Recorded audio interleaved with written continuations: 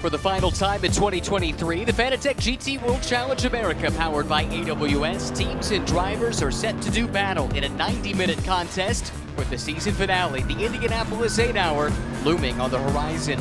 White Motorsports had a memorable day here in Sebring yesterday, winning in both the Pro and Pro-Am classes, and the championship tilt remains hotly contested in both categories as the season comes down to the wire. And the challenge ramps up here on day 2 of the race weekend at Sebring International Raceway. It's a beautiful day, some cloud cover rolling in, temperatures starting to climb, but still not oppressively hot in Central Florida. And this beautiful venue with so much history once again plays host to this Fanatec GT World Challenge America powered by AWS Championship. My name is Ryan Marine. Calvin Fish is alongside. It's Ash Vandelay manning the Twitch stream, and Amanda Busick is down in the pits. And all weekend long, she's been scouring the pit lane for stories. Let's go ahead and hear from Amanda Busick now with what to watch for. Can you believe it's already time for round number 6 in the Fanatec GT Championship? And if you have any questions of where we are, welcome to Sebring, Florida. It is a track that is known as Keep Sebring Weird and Respect the Bumps. So what this place may lack in elevation certainly makes up in character and texture. We have championship battles all over this series. Let's get right to it. We are standing on the home track of 2 of our teams in this championship, RS1 and Racer's Edge. Well, Racer's Edge is 19 points back on the weekend. So if there was ever a place to make a move, you might as well do it in front of a hometown crowd. Well, we've already discussed the points leader in the pro classes, but there's a battle for third that is raging now that Conquest Racing has swept the weekend in Road America. 3 teams are separated by just 2 points. In the Pro-Am category, George Kurtz and Colin Brown are leading that with 5 wins on the season. They are ahead of Wright Motorsports, but what I love here is ST Racing. They had 3 runner-up finishes in a row and punctuated with a win in Road America, taking that top step for the very first time. Our family of Series and SRO America are here with us this weekend in Sebring for the penultimate race of the season, and then we head to the Indy 8-hour. We'll see you there. And before we get to Indianapolis, one more race to run here at the famed Sebring International Raceway. Let's take a look at this classic venue. 3.741 miles in length. The GT3 track record was reset here this weekend. 17 turns around this bumpy airport circuit. It all begins with the big challenge in turn 1. And famous corners like Cunningham Tower and Sunset Bend. More now with the Fanatec track preview. Welcome to the Fanatec track preview from Sebring International Raceway. So much history here. Home of the US Grand Prix back in the early 50s, the legendary Sebring 12 hours. And as you can see over my shoulders, Sebring likes to celebrate all of the legends that have competed here over the years and have had success. But I truly believe the legend itself is the Sebring racetrack. Let's take a look and see what makes this track quite so unique. Sebring is all about respecting the bumps, and trust me, there are plenty of them around this race circuit. The majority of the track is laid over these old concrete runways, and as you can see, a lot of seams that the cars to go over. Hard for the driver to really get their focus with their eyes getting ready for this really high-speed turn 1. I feel this is one of the hardest and most challenging corners around this racetrack. It's high speed. Your approach speed down in here is about 150 miles an hour. You're going to come down 1 gear, and where you need the car positioned is right at the end of this concrete wall here that separates the track from the pit lane. The biggest problem is looking for that apex. Turn 1 is like a high-speed street circuit. There's that concrete wall down through the inside of the corner. Hard to see your reference points, so the drivers have to be very focused. Look up ahead inside the corner. You can see that 0 board up there. That is the apex for this corner, way around this corner. Let's take a look and see what they have to do when they get to that point of the corner. Well, after that first phase of the corner, the goal is to get to an apex right around this signboard here. You don't want to get so close to that wall that you may risk clipping it. Remember, as you're turning through the corner, good chance that left front is just peeking outside a little bit from that wheel fender. You don't want to grab that with the wheel and the tire up against that concrete wall. It's not the perfect radius. So somewhere we're having the left side inside this painted line here would be ideal. Only now you're starting to see this corner develop. Only now as you're coming through this corner, you're still over 100 miles an hour, where you start to see the exit. Then you're dealing with the oscillation with the road surface and the suspension trying to work together. Keep that contact patch with that Pirelli P0 and keep the grip. If you run out wide, there's a curb there. Beyond that, you're in for some trouble. Another tricky corner here at Sebring is this one, turn 13. It's also called Tower Corner, as you can see, referenced by the old airport tower in the backdrop. The real key to this corner is how do you want to approach the turn in here? You can either come through that beautiful rhythm section there through Collier Corner and come in at a diagonal to shortcut the racetrack a little bit, or you can come in more parallel to this curbing here. If you come in at a diagonal, really easy. Remember, the car is fully loaded over to the left-hand side. If you get those left side tires down here on the curb, it'll really grab you and almost force you off the road. So you've got to be careful if you make that mistake initially. Then the real key is from here, floating speed down towards that apex. You want to get off the brakes, have what I call fast feet here, smooth but fast feet, roll off the brakes, pick up the throttle and try and roll speed through that apex. The track out point is very similar to turn one. There's a curbing there to help you out, but if you drop a wheel, you're going to have a big problem.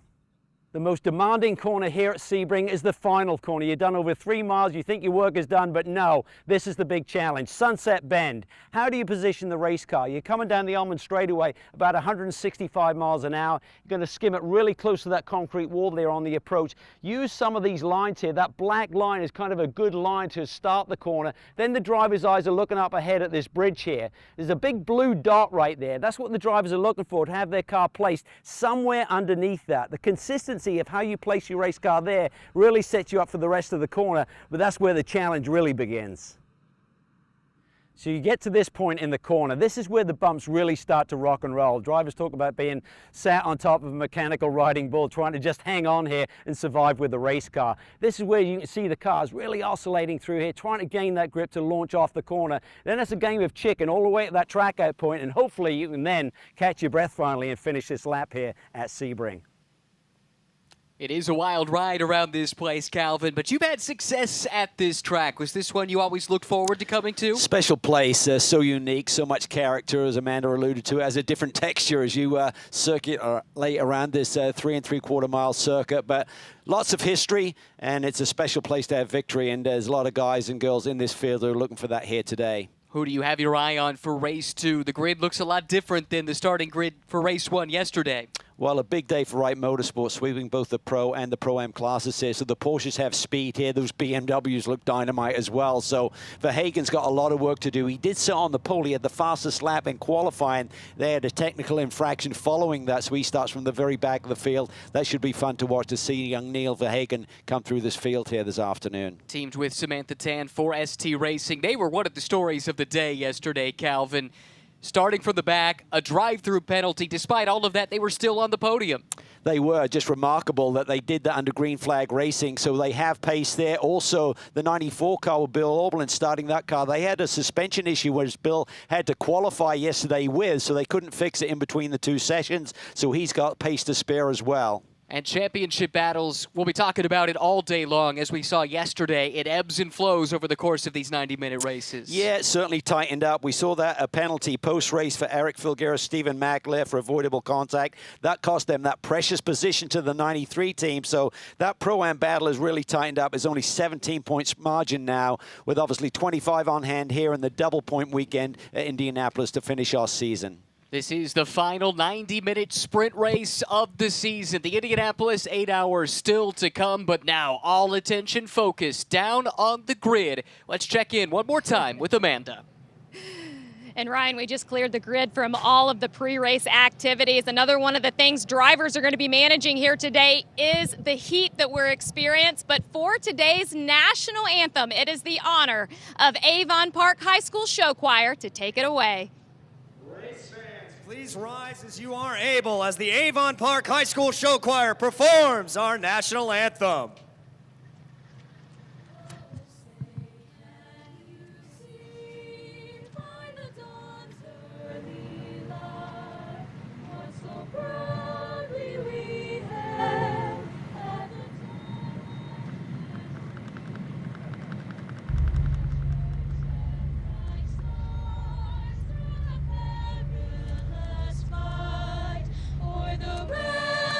We watched, were so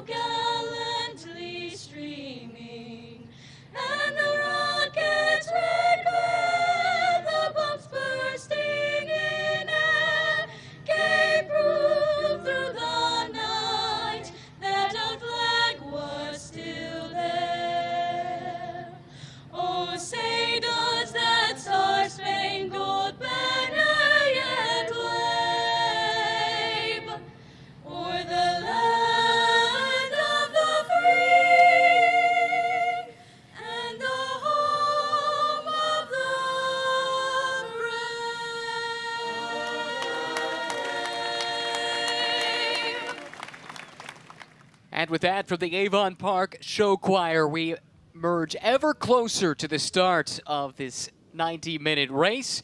It's race 2 of the weekend, which means we had race 1 yesterday. We'll have a chance now to take a look back on all the drama, the ups and downs of the first of 2 90-minute races at Sebring.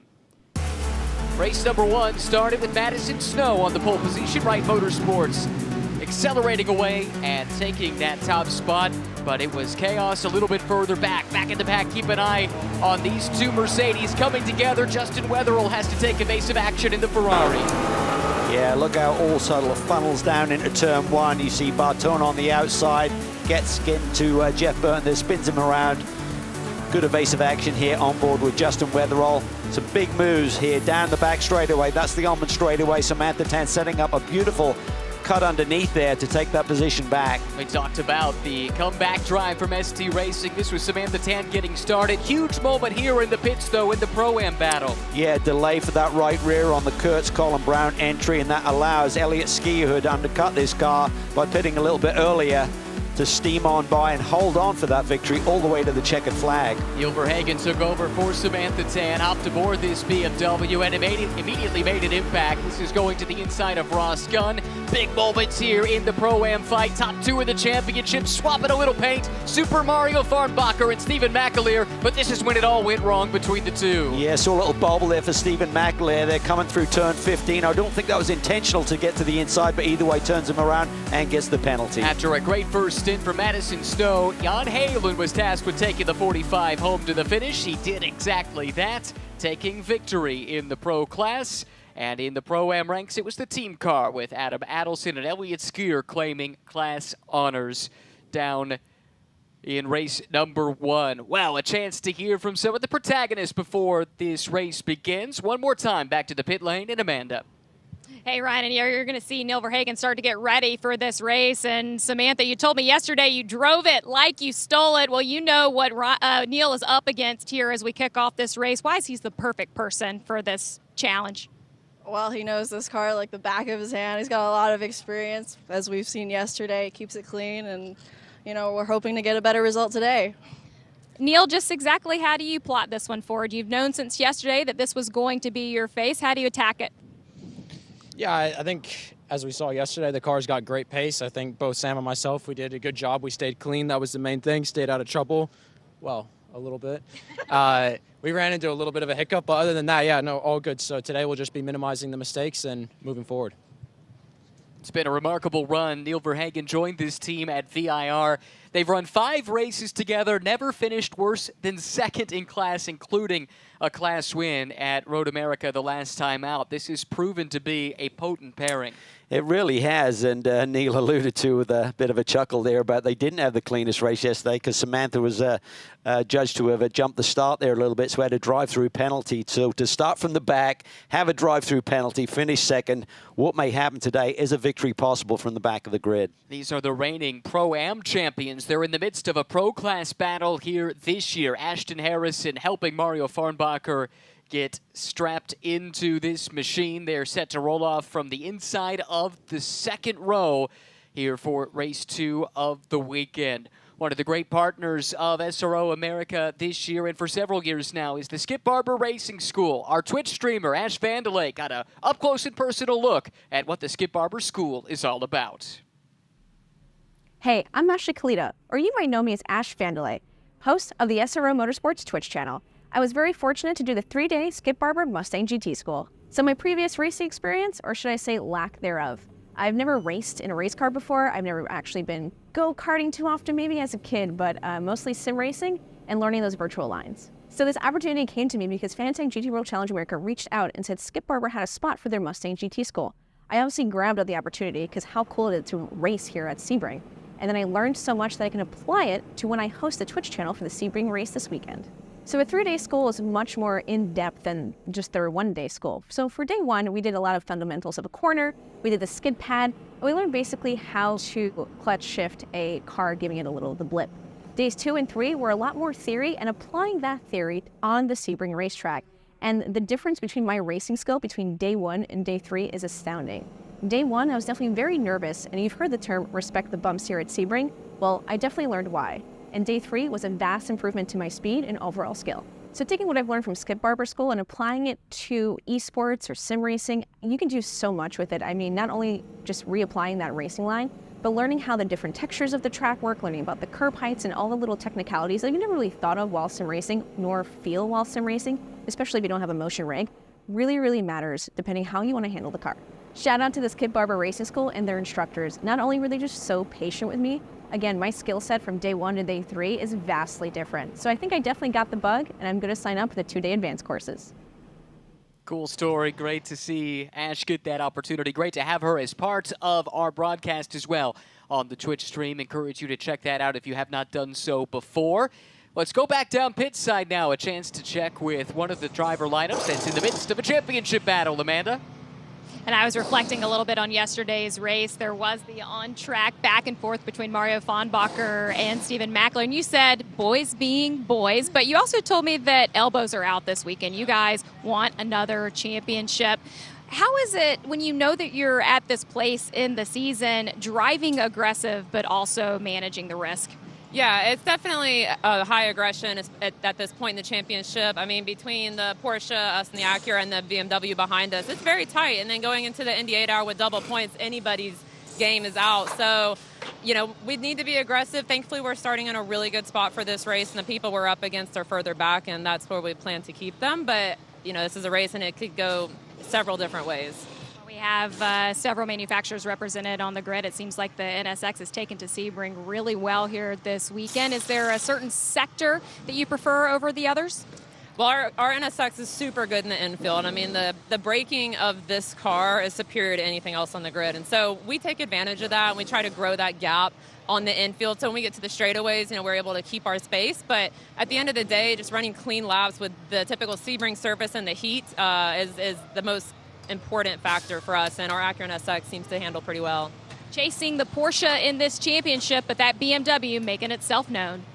That's true. That's definitely been a storyline this weekend, the strength of the BMW. But in the context of their championship battle in the Pro class, it's this car trailing at the moment and trying to overcome the 17-point deficit. This was some of those elbows out moments that we heard alluded to in the interview. Yeah, boys being boys, as Ashton put it. So, yeah, expect more of the same. But as she said, they have a really good grid position. Mario will roll off 3rd in this field, and Mackler is back in 11th. So that 28 RS1 team have a lot of work to do. Otherwise, that championship lead could be down to almost nothing heading to Indianapolis. But that Racer's Edge team, they know not to panic. They came into the finale last year in the Pro-Am Championship on the back foot, but emerged as the champions. So they know anything can happen over 8 hours. You have to keep digging. You do. Anything can happen in a championship chase. It's a big one at Indy with the double points and everything. So much emphasis on being ready for that one, and extra drivers coming into the fold as well. Long race, the IGTC Championship as well. So lots of different dynamics going on there in a couple of weeks. There's a look at the new, the Floridian by. Well, he's moved to Florida is what I'm trying to say. Jan Halen, born in Belgium, domiciled in Florida. Great drive yesterday. They got the overall win. They start 2nd here today. First, though, within the Pro class. This car has come to life this weekend for this team. It has. I mean, to sweep the weekend is certainly a big notch for these drivers. And they run the newer iteration, the 992 Porsche here, with this entry with Madison Snow and Jan Halen, trying to repeat on yesterday. And they have the older car that has really been dialed in this year for Elliott Ski. Roll off 6. He'll share that car with Adam Adelson very much in the championship battle as well. So they seem to be ticking. Wright Motorsports have so much history here at Sebring, so it's natural that they roll up here with a good setup on their race cars. This has been a good story all year long. TRG back in the GT3 ranks. Derek DeBoer, he's been the constant in that car throughout the season, paired with a couple of different drivers. It's Ross Gunn who's in that car here this weekend. Good qualifying effort, 3rd in class, 5th overall. Yeah, a lot to play for because they're really battling out Derek DeBoer and Samantha Tan, who've had different teammates this year. They're only 1 point apart. Derek's 4th, Samantha's now 3rd after the excellent run yesterday in the Pro-Am driver standing. So every position counts right now. Fascinating field here in so many respects. And race 2 of these 90-minute sprint format weekends tend to throw up some fireworks because you've got a jumbled up grid. You're going to see some cars at the pit stop, after the driver change, maybe out of position based on what you expect the second drivers to be capable of, but it's their job to try and hold it there. Well, the level of the pros is so high in this field. There's not massive differences in speed between the pros who'll be starting this race in the Pro-Am division, but when you get the AMs in, we see bigger deltas. So what may look like a safe margin to hold on our track position, suddenly we typically see in that last 10, 15 minutes someone hunting one down, and it makes it super exciting. Just a couple of minutes away from firing up these engines. Take us through what it's like. You're strapped in now. You're basically on your own for these few moments to collect your thoughts as the race is now less than 10 minutes away. Well, you know what to expect. It's a doubleheader weekend, so you were here yesterday. Obviously, you didn't start the race yesterday. The drivers are starting today. They ran the second stint yesterday, so a little bit different. You're thinking about your opposition now. If you've got a car alongside you that has more power, how can I get the jump and kind of box that car out, maybe going into the first few turns here? You got Ryan Dial on the pole. He's out. He's almost in an audition mode. We understand that Triazzi team may or may not be back next year. So Ryan Dial, so much experience, previous Sebring 12-hour winner himself. He's out to make an impression here and really lay down a solid start to this race for the Triazzi team. It is warm, 86 degrees Fahrenheit, humidity around 57%. It is a warm day, but not as hot as it could be here in Central Florida. Another chance to hear from some more drivers down pit side with Amanda Busick and Derek DeBoer. Well, I heard you guys talking about that points battle between Samantha Tan and Derek DeBoer, and I was standing next to Derek as that conversation was happening. You said that there's just some few points missed this year from some of the different races, but talk about execution here at Sebring, and you have Ross Gunn back with you this weekend. Feeling good about what things have been accomplished so far? It is. It's pretty incredible to be in this position right now, because what Ross said in that first race is, Derek, it's going to be all about consistency. You need points every race, and then you'll be in this at the end for the championship fight. And here we are. We're part of the equation, and we just got to be smart today. That BMW is really fast, so we just got our head down, and we're going to stay on path of being smart, consistent, go get some points. No secret that Samantha Tan has been coming on hot. That team's been just rolling of late. Do you feel the pressure? Oh, yeah. You look at those little moments, a couple points you lost here, you didn't take advantage of there, and they really add up. But, this Aston and this team and Ross and Val have been great co-drivers, and I think we have what it takes. We just keep doing what we do and don't put too much pressure on ourselves. Make sure to keep smiling and have fun. It's hard not to do in that 007 car, and, we're here. Well, if there's one thing we know about Derek DeBoer, it's always that you carry that smile. Thanks, Derek. It is infectious, his love for this sport. It's been fun watching him grow in this sport over the last few years and making the step to GT3 this year. Frankly, not quite sure what to expect, but they've been strong from the word go. 4 podiums on the season. Yeah, got support there from Free Life Coaching, so that's great to see new partners coming on board. They work hard at it. It's not easy to put these programs together, jumping up to this level. The budgets are increased, and certainly Kevin Buckler, the whole TRG group, do such a great job on what we call the return on investment. They really work and embrace all of the clients that they have here this weekend. Big parties, and it's a real festival of a weekend, not just what happens in the race itself. Engines are fired and the field is out for the first of 2 formation laps behind the Toyota GR Supra safety car. 14 cars set to take the green flag here this weekend. Expect to see considerably more cars on the grid looking ahead to the Indy 8-hour when our friends from the IGTC join the fray for what is the North American finale. Let's look at the starting grid, and on the pole position, Ryan Dial, native or resident of Florida, driving for that Triazzi team, put in a stunning lap. Was behind Verhagen, but that penalty for Verhagen put him to the back of the field. Dial will lead the field to green alongside Jan Halen. Mario Farnbacher was in the wars yesterday. He'll have Colin Brown starting to his outside. Brown, the second of the Pro-Am entries in the qualifying order. Ross Gunn back with TRG. The Aston Martin factory AC starts fifth. Elliott Skier will start on the outside of the third row for Wright Motorsports. In row number 4, you find Ohio native Brian Sellers, already a GT3 champion in North America this year. Trenton Estem next to him will get the start for MDK Motorsports. They were on the podium yesterday. Bill Auberland did not have things go his way in qualifying, but that car has pace. He starts 9th alongside Pennsylvania's Corey Lewis. Then back to the 6th row where Stephen McAleer, points leader in the Pro Division. He's got his work cut out for him today. He's been a bit under the weather this weekend. And Alessandro Balzan, they had heartbreak late in the race yesterday, looking to put that behind them starting in 12th. Adam Christodoulou, the Brit, making his first trip to Sebring since 2009.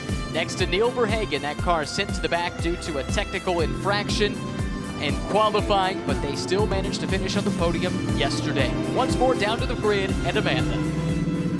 Eric, when we talked to Ashton Harrison, she described yesterday's kerfuffle between Mario and Steven as boys will be boys. How do you describe it? I think it's hard racing. We know for the most part of the season who we've been competing against, and that seems what it's what it's come down to. The BMW is coming into the picture with their strong performances, but we feel confident. Not only today with what we'll need to do and what we'll need to make up, but also going into the 8-hour.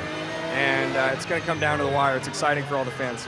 Just a quick tease to the Indy 8-hour. Very strong lineup coming for you guys. I know it's not announced just yet, but look at the plight that Steven has ahead of him today. Where do you need that Porsche to make a play at it for a win today?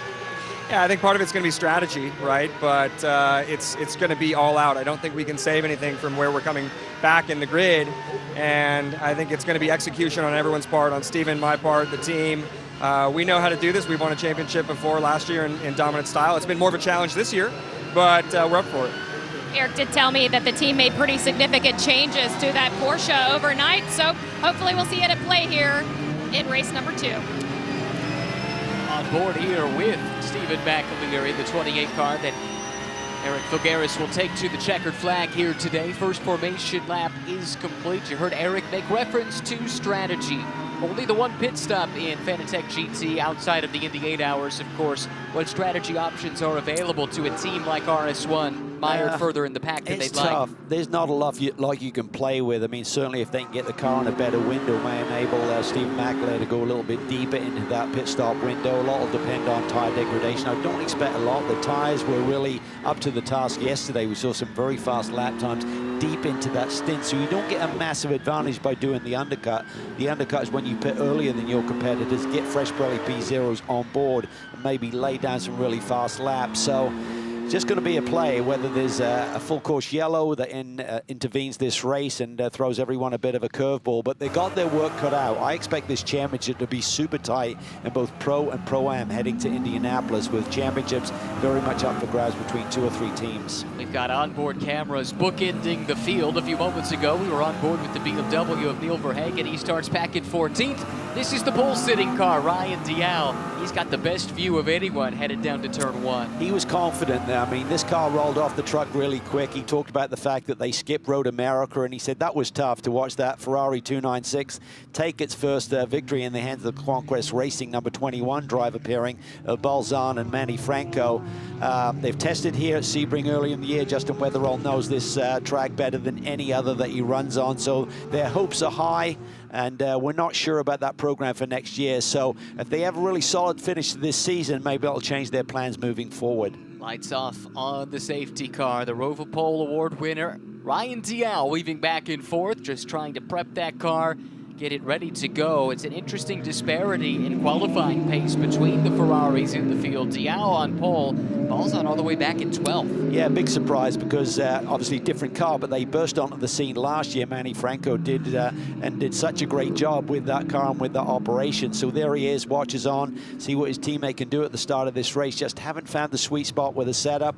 And if you struggle over the bumps here at Sebring, it's a long, long lap, and you can see the big delta that we saw in qualifying yesterday morning. How do you approach turn 1, especially if you're starting in the second row or further back with all the chaos around you? Well, I think the important thing with any turn 1 on the opening lap is you're approaching a much lower rate than you normally do. So you've got to make those adjustments in your mind. Typically you're thinking, oh, it's a big brake zone, but when you're accelerating away from like a 50-mile-an-hour start, totally different deal. So sometimes cars can be absolutely flat through that corner if you got the air on the nose, a nice clean air, and getting the downforce. We'll have to wait and see. Jan Halen, though, he's going to try and make some moves from the outside of the front row on Ryan Dial. Front row, a Ferrari and a Porsche. Second row, an Acura and a Mercedes. Then in the third row, you get an Aston Martin. 5 different brands in the first 5 starting positions. There is Eduardo Del Forge getting ready to wave the green flag as the field enters the VP acceleration zone. Eduardo from Rova Motor Oil waves the green flag. We are racing at Sebring, race number 2 of the weekend. Already Bill Oberlin getting super aggressive in the mid-pack.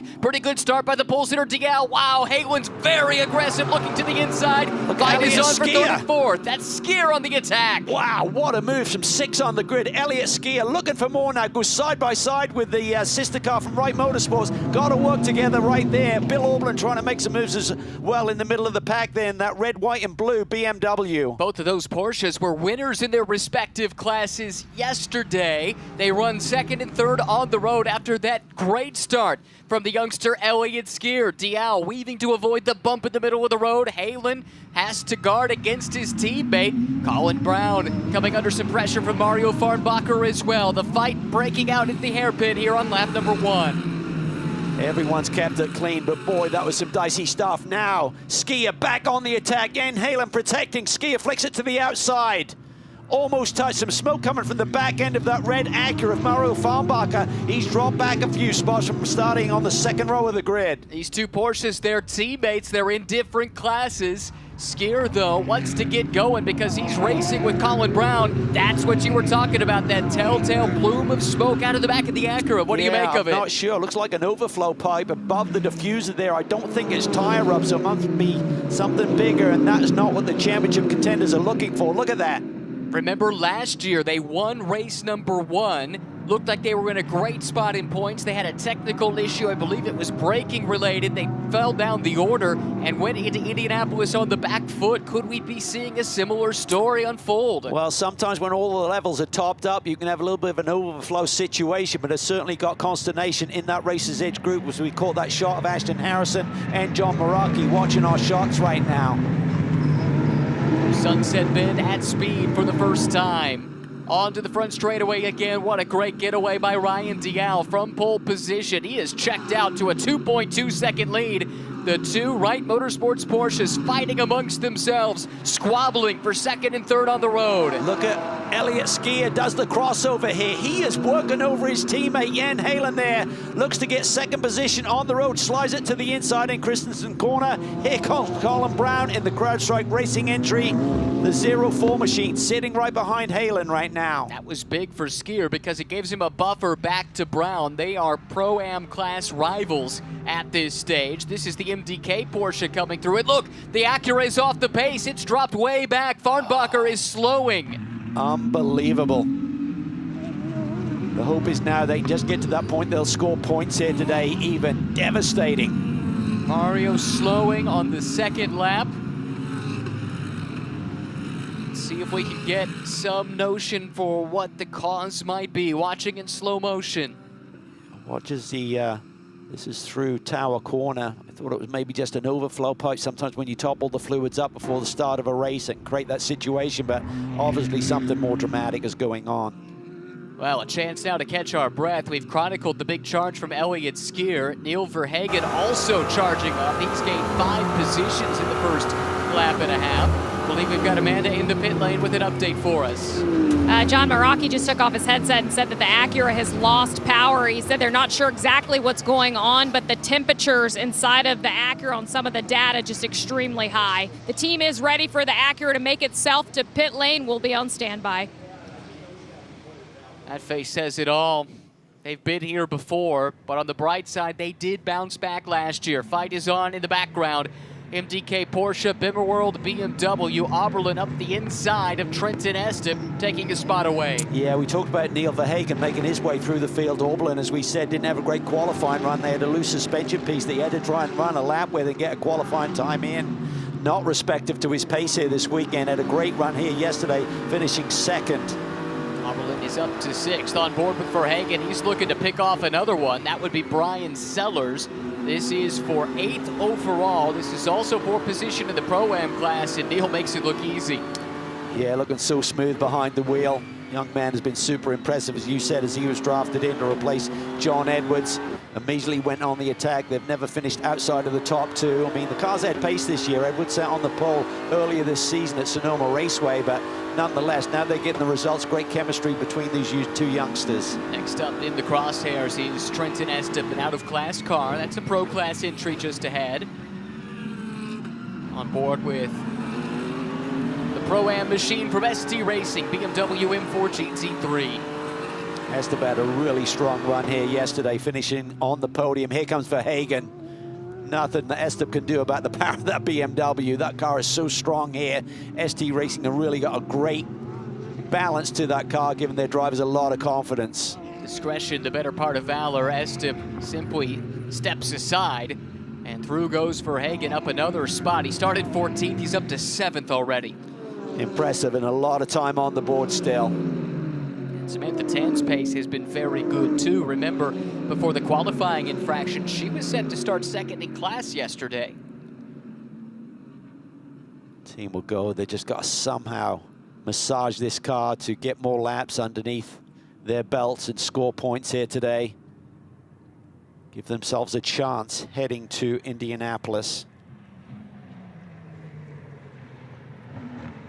Such a tough break for the local team. Racers Edge Motorsports finishes 4th or better in each of their last 4 races, but they have not won since race 2 at Circuit of the Americas back in May. Only 2 wins this season. Came in to this race with a 17-point deficit. Everyone setting their fastest laps. They start to get that tire temperature into its sweet spot, but the 2 BMWs, Bill Auberlen a 201.3, Verhagen a 201.2. That compares with a 201.7 for our leader, Ryan Dial. So the BMWs have pace and they're on the march. Flying in formation, the BMWs, but at the front of the field, it is Ryan Dial showing the way. Elliott Skier marginally quicker on the last lap.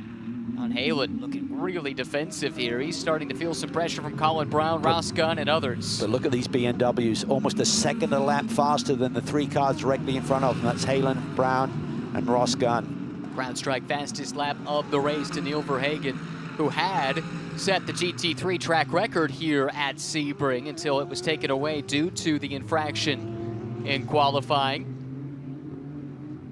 But showed tremendous pace in his stint yesterday. Here's the Racers Edge team trying to get the car restarted, or no, they're going behind the wall. Toss to me and Ashton. Heartbreaking scenes for Racers Edge. Champions a year ago in the Pro-Am ranks. It seems like every year they turn up. It doesn't matter what the driver lineup is. It doesn't matter what class they're in. They're going to be a threat to win the title. Riding on board with the leader, Ryan Dial. As we do so, let's get more on the Racers Edge story. Well, the Acura is heading back to the garages. I just rubbed the back of it so you guys can see that is oil on the backside of that Acura. Talking to John Maraki, said somehow they expired the engine. There's oil everywhere, transmission fluid. Just not sure what happened. Just said they overheated it. Tough break. You know, we talk about Sebring being tough on suspensions, but it can also loosen up fittings and stuff like that. So they'll obviously investigate, but not going to score any points here today. And that's really going to give the 28 team a huge boost in terms of their championship aspirations, following up on that GT4 championship last year. On board again with the 38s. What a fascinating train of cars we have here. This is 3rd, 4th, 5th, 6th, and 7th. This is Verhagen, Bill Auberlen right in front. Auberlen's been trying to make a move on Ross Gunn. That's the bright blue-colored Aston Martin directly in front of him, driven by Ross Gunn right now. See that little move down that straightaway, almost like Casino Square coming out of the Monaco track, where you're just trying to avoid the bumps a little bit so you don't start getting that splitter oscillating over the bumps into the brake zone. You talked about the pace advantage the BMWs had. That was in clean air. Now they're in traffic. Not just one car ahead, but a whole train of cars. How might that affect the handling? Well, it does, but the real key point is when you get to one of those straightaways, it's the preceding corners. You got to judge that. You got to find the sweet spot, find where that little cushion of air is, where you're close enough that you can still get to that driver in front, but you're not so far back getting the clean air that you're not close enough and being able to make a move into the brake zone. So Aublin's got a problem here. Verhagen has got pace, similar pace, but might have a slight edge, and as Aublin tries to work over Ross Gunn, he's got to be thinking about that young American right on his tail at the same time. On further complicating matters, we've got a mix of different classes. Everything SRO GT3 homologated, of course, but we've got pro cars mixed up with Pro-Am cars driven by their pros.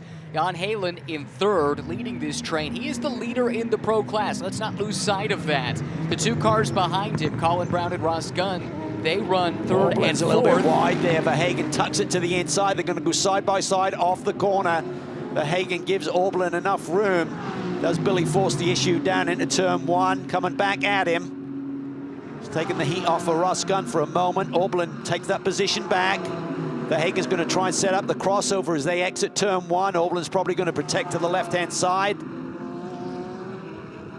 Good clean racing so far between the two BMW drivers. Again, to reset what we're looking at, Brown and Gunn in the Mercedes and Aston. They are third and fourth in Pro-Am. Oberlin is in one of the pro class cars, and then Verhagen is also a Pro-Am runner. So Oberlin needs to get through the two Pro-Am cars ahead of him. Verhagen taking a peek again. Dirty part of the racetrack. You can't brake quite as late as being online and on that rubber. Aublin's car went away from him a little bit. He gave chase big time on Jan Halen. Looked like it was going to be a battle for the lead. Then he had to give up that chase as he started to lose the rear of the car a little bit. But Verhagen seems like he's got that pace to make the move. Now he's got to settle back in. Let Neil Verhagen open up the door on that little bunch of cars right in front of Aublin. See if they can get both of these BMWs up onto a podium spot. And now Neil finds himself in a position where the next two cars are for class position, starting with Ross Gunn and then Colin Brown. Key for Aublin is he's in that pro division, so he's got his sights set on Jan Halen that sits now 4 cars ahead of him. See John Miller and the ST Racing Group watching their progress from their young charge here, Neil Verhagen. Unbelievable start for Neil. Let's go back to that. He started 14th. He's up to 6th in under 12 minutes. Yeah, and he's got a lot of time to work with in his stint, and certainly Samantha has been up to the task as well when she takes over the reins of that BMW this year. So a lot of confidence in that group. They've been working hard with this race car. Seems like they now understand it fully, putting really fast cars underneath their drivers. You can see Verhagen there really able to tuck that BMW tight through the apex of turn 17. Now he's got a big run on Ross Gunn. Seems like he can take that line that no one else can through turn 17. It's given him a big advantage. His co-driver Samantha Tan watching on. Ooh, hard in your throat moment there if you're Sam Tan. Verhagen took a peek at Ross Gunn but wasn't close enough. It's like everyone's settled in. Best lap of the day is a 60.8 by Ryan Dial, the Flying Scotsman. He is absolutely dominating at the front of this field right now. He's built that gap over Elliott Skier up to nearly 3 seconds. Back to this Pro-Am battle, you see Derek DeBoer in the inset. He and Samantha Tan are almost literally neck and neck for third in the points. They are 1 point apart. Neither of them have the same full season teammate. So right now, the two drivers that have popped in and out are doing the best they can to help the full season AM drivers here in that fight for the final podium spot, if you will, in terms of the points championship. Yeah, for Ross Gunn, he's just got to keep it close, right? They'd love to go to Indianapolis and basically have it in their own hands in terms of whether Derek can keep that third position in the championship. I think it's going to be who finishes in front of the other one at Indy. May not only determine that race result, but also a position in the championship. Remember, double points on hand for that 8-hour race. And unlike previous years, points are paid at the 8-hour mark. It's not, there have been instances where points were paid earlier towards the North American Championship. Not so in 2023. Almond straight. Top speed read just before you hit the brake pedal, just shy of 165 miles an hour. Where that BMW comes on strong, but the Aston Martin has some ponies as well. This is where Verhagen's car is really good. It seems like he can tuck the front end in tighter to the apex right there. Got a little bump there, had to catch it. It cost him a little momentum, but not too much, because here he comes again. Neil Verhagen looking for 5th from 14th on the starting grid to the inside of Ross Gunn. Looks a lot like the move he made on Ross yesterday. Yeah, very much so, and I think you have to admit with this much time on the board, why keep fighting it? As one thing if there's 5 minutes to go in the race, but you can't afford to get too aggressive with your lines and everything, too defensive there. So Ross Gunn using his experience, just trying to settle in here. Colin Brown pushing hard. Got a note from George Kurtz just before the offset. We worked on the setup. Really haven't been happy with the CrowdStrike Racing entries' ultimate balance and pace here this weekend. So we're throwing a few changes at it. Fingers crossed that it works. Colin's having a decent run here in the opening phase. We did see that over the course of the race yesterday, didn't we? That car seemed to slide around a lot more than some of those it was battling with. It did, and but the conditions similar to yesterday, I would say. Maybe a little bit more cloud cover. So the track conditions are consistent, more racing, more rubber down. You never know whether the racetrack comes to you or whether you've got to chase it with setup changes. 15 minutes in, still an hour and 15 minutes to go. How far up the field can Neil Verhagen get in this stint? It has been stunning. There's Samantha Tan. She'll be finishing off this race. Getting so much seat time here the last couple of years. She and this team, by the way, got the first global win for this BMW M4 GT3 going back to last year in a Creventic race. Now that's a point of pride for the team as Verhagen pokes his nose to the inside of Colin Brown now. And I'm not sure Colin's going to have much recourse but to let him go. Yeah, I think everyone realizes that that car just has tremendous speed here this weekend. Not much you can fight with. Verhagen now is the fastest lap of the race at a 2-minute .67 compared to Dial's 2-minute .83. 2 positions on that lap alone for Neil. Now Ross Gunn takes a crack at Colin Brown. Bill Auberland lining those two up as well.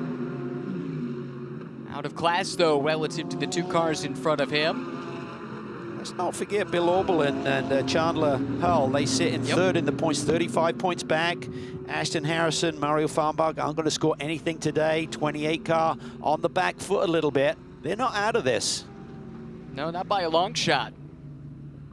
Well, question of what might have been. I mean, certainly we're seeing the 93 car having issues today.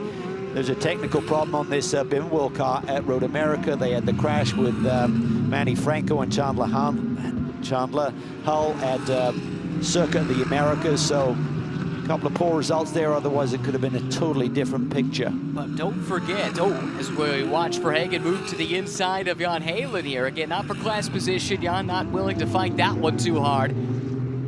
Neil now has driven his way from 14th to 3rd overall. And he's only 3.8 seconds back or thereabouts of Elliott Skier, who runs about 3.5 seconds behind the race leader, Ryan Dial. So he's not done just yet. But quickly back to the Hall and Auberland story. Let's not forget, they are undefeated at the Indy 8 Hour.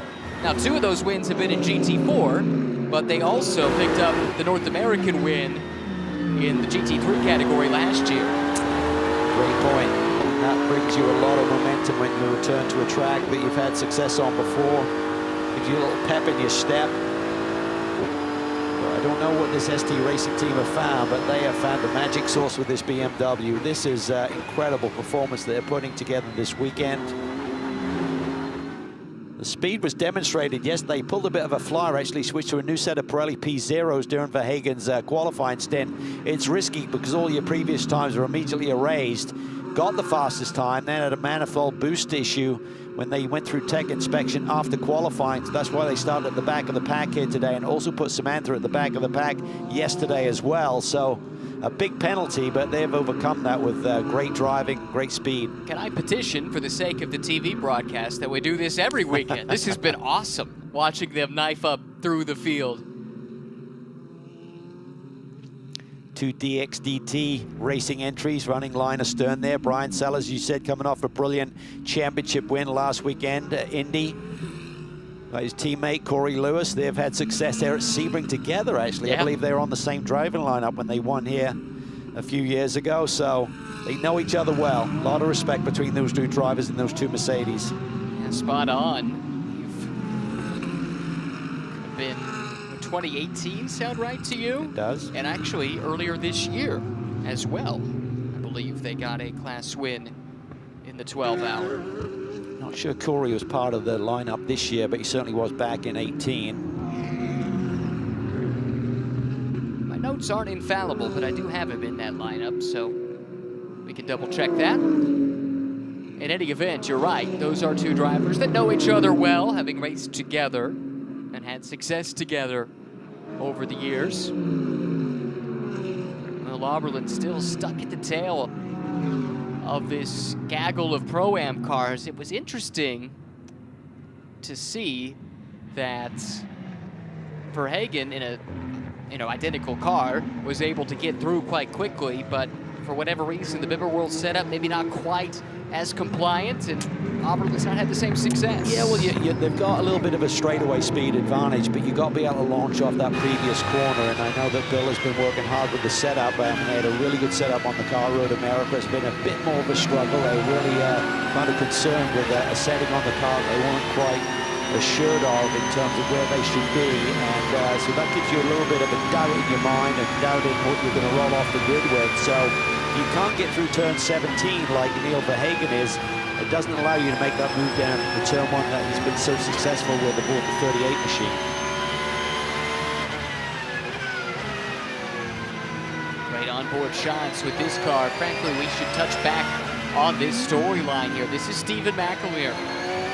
Points leaders in Pro coming in, but Meyer back in traffic. We've seen this a lot over the course of the season, that qualifying for race 2 has not been quite as fruitful, shall we say, as qualifying for race 1, and a lot comes down to what Eric Filgueras can do in the second stint to try and salvage these Sundays. Yeah, we talk about there's a bigger variance in speed between the AM drivers than the pros, so McAleer kind of feels that's where that new Porsche is, even though Wright Motorsports certainly unlocked some speed in their 45 machine this weekend, because Jan Heylen, up until this weekend, hasn't had great qualifying performance in that latest iteration of the 911 from his car either. So it's there, it's just finding it. Wright Motorsports, we said, so much time and history here at Sebring, so that notebook is invaluable as you try and sort of translate setups that you've had on previous generations of cars to the new car, and it's just hitting on it and rolling off the truck quickly and then making progress throughout the course of the testing and free practice sessions. Points as they run in Pro-Am. Look how tight it would be between Brown and Kurtz and Skier and Adelson. Every position matters because every point matters. So while this battle between Colin and Ross wouldn't be between championship rivals per se, a lost position would be very costly for the CrowdStrike by Riley team. It would. It'll make our task a little bit easier with the championship permutations if they finish like that, because they'll be, whoever beats the other one will be the champion when we get to Indianapolis. Oberlin still digging deep. He's got to try and find a way through this field and get closer to Jan Heylen, give his teammate Chandler Huller an option here to go for the win. We've been watching Bill Oberlin's run through the field. Another interested spectator is down with Amanda. We were talking off camera. I was asking Chandler if he looks at the point situations, and he said, no, not really. We try to, but we know what's going on. And then you doubled down and said the goal on weekend is to gain the points. So you are conscious of it, but you said it's going to come down to Indy. How can you protect your effort here today? Oh, I think the Bimmer World guys have given us a really strong tack energy in for this weekend. It's really just keep our heads down and kind of stay out of trouble, which we were able to do yesterday. The right car, the 45, did just enough to kind of stay in front and couldn't really attack much. But kind of the same thing today. We're starting a little bit back, a little farther back than we wanted to after a slight issue in qualifying, but we'll move forward. Bill's already made up some spots, and he'll hand it over to me and hopefully make up some more. And also talking with Chandler off camera, he said that with that Racer's Edge Acura, they seem to cannot find luck here at Sebring. It's not that you relish in your competitors' issues, but will be a good day for Bimmer World, hopefully. Can't help but notice it, though, when their trend starts to develop. This has not been a happy hunting ground in SRO competition, at least for Racer's Edge. That car behind the wall Does not look like Mario Farnbacher and Ashton Harrison will score points, and you can see the consequences there. Despite the fact it's not been a banner day for RS1, they find themselves in a pretty good spot here, and this gives the chance, as you mentioned earlier, for Oberlin and Hull to make some inroads. Yeah, it certainly could, and by my calculation, they could be tied. I mean, if Oberlin finishes second, he and Chandler Hull, that will give them 18 points, and they came into this race, I thought, 18 points behind Ashton Harrison and Mario Farnbacher, so we'll look for clarification on that by the checkered flag. And again, it's worth noting it's 50 points to win at Indianapolis. That's double what it usually is for a traditional 90-minute race. Makes sense, of course, with the greater distance. It's a different dynamic as well. Strategy totally changes up. You've got a third driver that gets introduced to the lineups, plus cars coming from overseas. We've got already announced Craft Bamboo coming back from Hong Kong. Number of Mercedes teams from Europe, like Group M, on the entry list. WRT will be there with BMWs, and some others yet to be announced. Expect to see an entry list later this week, I suppose you would say, because it is Sunday. Just trying to make sense of that points as they run. I think right now that points graphic that we looked at was allocating points to the 93 in terms of their position, but they will not score points unless they can get that car fixed and back out there, which is unlikely, because you've got to do a minimum percentage of the race to be eligible for points. Yeah, good call there, Cal. Dial quietly has been storming away at the front of the field, turning in quick lap after quick lap. On board with the leader. And this beautiful new Ferrari 296 GT3 driven by the Rapid Scotsman. Let's climb on board, watch, and listen around Sebring.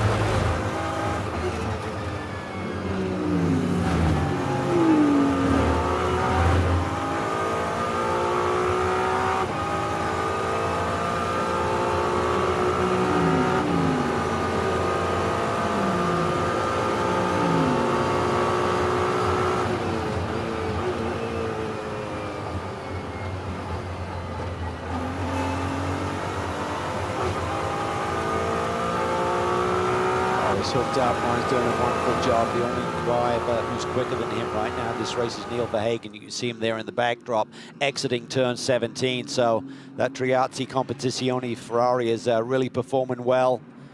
But all of the time they're thinking about where is that 38, how close may Neil Verhagen be by the time we get to our round of pit stops here, which is about 10 minutes away. Well, you were talking about the strategy earlier and mentioning the fact that the tire wear is not excessive here this weekend. And I think to illustrate that point, 4 cars inside the top 8 just set their fastest lap of the race the last time by. That's indicative to me that as the fuel is burning off, the tires are still holding up quite well, and you can see a lot of pace even deep into his stint. You can. For some of the driver combinations, it's natural to see which driver is the faster pace, the one you may want to keep in the car, but there's others like Jan Halen, Madison Snow, for example. The team will know who has the edge in pace, which driver do you want to have in for the longest period of this race, and how you slice the cake. So those are the things you can play with strategy here. McAleer's doing a great job. Looks like they've been dialing on that Porsche. He's keeping those DXDT Mercedes close, but what sort of manage can they perform? What can they do? The little wrinkle there, they'd love to just gain that little bit of track position. 10 minutes away from the pit window opening up, and we'll start to see some of these strategy calls play out. What I love about this championship is from Saturday to Sunday, the difference. The amateur driver starts the race one day, finishes the race the next day. These Sunday races, it all comes down in these Pro-Am lineups to the person whose passion is racing. The reason this car is on the track is because they have invested to be here, and they've got a huge stake in the outcome of their weekend. They do. They have a big part to play, and that's what's fun with the Pro-Am driver lineup. It's not just about the Pro having a 10th or two. There can be, you know, half a second, maybe more, between the AM drivers in terms of their pace. And that's what makes it fun. That's what makes that concertina effect during the second phase of this race. The ebb and flow, gaps being shrunk dramatically in the final phase of this race today, potentially. This is the car to keep an eye on, I think, over the long haul. But even in the short term, Elliott Skier just turned a lap a half a second faster than the race leader and pretty much on pace with Verhagen. I think that's the first time I've been able to say that all weekend, that anybody's been on pace with Neil Verhagen. Skier's doing a nice job, but there's the graphic to show you that over the last 3 laps on aggregate, he's clawed in about 0.6 of a second. Elliott Skier is on form. I mean, he has just got massive speed right now in anything he drives. Been watching him in a couple of championships, just tremendous performances. That opening lap that he put together, how aggressive he was, how much confidence he had in this Porsche race car to put it around the outside in turn 1 with relatively cold tires is amazing. And his pace, as you said, he just laid down a lap that was within 300ths of his fastest lap of the day, and he's closing in on Ryan Dial as we get towards that pit stop window. Elliott is the 2015 Porsche GT3 Cup Challenge USA champion. The next year, he made a handful of GT4 and touring car starts, and then from 2017 to 2020, there's a gaping gap in the CV. Didn't have a chance to do much of any racing. Got hooked up with Adam Adelson, who is his co-driver here this weekend and all season long. And this has given his career a whole new lease on life, and it's been cool to see him take full advantage of it. Looking at the 2 leaders, I mean, their sector times were within thousandths of a second all the way around this lap. There's really nothing to choose between Elliott Skier in second and Ryan Dial, who continues to lead this race. This is Neil Verhagen we're on board with here. Notice the short shift coming off turn 17. Just settles the car down a bit. When you're at higher RPM and you're leaping over the bumps, easy to lose traction. Let's move up a gear earlier. Just settles the back of the car down. This is turn 1, about 105 miles an hour minimum speed through there. Using all of the road, but keeping it nice and clean. Just great execution here by Neil Verhagen. Neil, the quickest of the front 3 on that last lap, running a 2-minute 0.7 of a second lap. That was a couple tenths quicker than Dial and 5/10 quicker than Skier that time. These 3 each have proven capable of throwing down a fast lap when called upon. Most positions gained, yeah, no contest. It's Neil Verhagen from 14th on the grid at the very back, up 11 positions to 3rd overall. Only 1 of those positions was gained due to misfortune or an incident of a competitor, with Farnbacher dropping out. Everything else he has had to fight for. Yeah, I mean, I think their record of the top 2 finishes will continue. Just looking at who the co-drivers are for the finishing phase of this race, I think they've got every opportunity. I think it could be a great battle between Adelson and Samantha Tan here for the win potentially this afternoon. No disrespect to Justin Weatherall, who's going to take over the reins of that 33 car. He has nowhere near the experience of those other 2 drivers, so he may have the track position, but he's going to have to dig deep. Oh, a little sideways moment there by Verhagen. There's a lot of curb. He did. He kind of grabbed that curb with that right front, almost turned the car, but he was up to it. Samantha starts to get suited and booted and get ready to go. Well, you know it's about to be business time. Usually she's got about as broad a smile on her face as anyone in the paddock, but she's getting herself prepped. She knows this could be a chance to go for another race win. Broke through, got that win earlier this year at Road America. Also had a class win in Fanatec GT World Challenge Europe earlier this season. But that was in a Ferrari, of course, not the BMW we're so associated with Samantha Tan. About 3 more laps before the pit window will open for the leaders, but expect the pros in these Pro-Am combinations to stay in the car deeper in there, so they could be pitting in as early as 5 minutes time, but probably more like 10 to 12 minutes time when we're going to see these drivers hit pit lane. Look at the last couple of laps here. And it's consistently Verhagen the quickest of the top 3, but we're only talking about a couple tenths here or there. Gap from first to third, 5.3 seconds. First to second is 3.4 seconds. Second to third, 1.8. Hagen closing in on Skier with the pit window due to open in under 5 minutes. Talked about Samantha Tan getting ready to go. A bunch of other drivers are too down in the pit lane. Is it about to be a busy place, Amanda? I do believe so. Remember, we talked to Eric Voulgaris prior to the race getting started, what strategy they may take. Well, he's putting on his fire suit. I see Justin Witherell, Ryan Dial leading this race. He's kind of calm. He's not really getting too antsy yet. But you were talking about Samantha Tan. I was kind of watching her earlier about a lap or two ago. She had her eyes closed and her hands were going through the motion of maybe the turns around here at Sebring. Cal, was there a way that you would get mentally prepped for the task at hand? I didn't do that, called visualization, where you basically mimic being behind the wheel and try and get into the rhythm within your own mind. A lot of drivers like to do that, and you know, Samantha works with Nick Johnson in terms of her prep, worked really hard on her diet, on her fitness regime, and those are the type of aspects that a driver coach will bring to the table as well. So if it works for you, roll with it. I remember, this is decades ago, but a feature on Lynn St. James, former co-driver of yours in your class win here at Sebring, in fact, and showing her sitting in her armchair at home, visualizing, and I guess she would do an entire Indy 500 in her head to prepare herself for that. So yeah, this has a long history. Oh, a lot of drivers are really into it, and it just puts you in a space, just isolates you from some of the distractions on pit road. Some drivers are fine, they can be chatting, cheery and ready to go to jump in. Other drivers just need that moment, whether it's just a minute or 5 minutes or 10 minutes just to get in the zone. Looking here, 4th, 5th, and 6th overall, but crucially, Jan Haywood in 4th. That is the top pro class car at the moment. This is the car that won overall yesterday.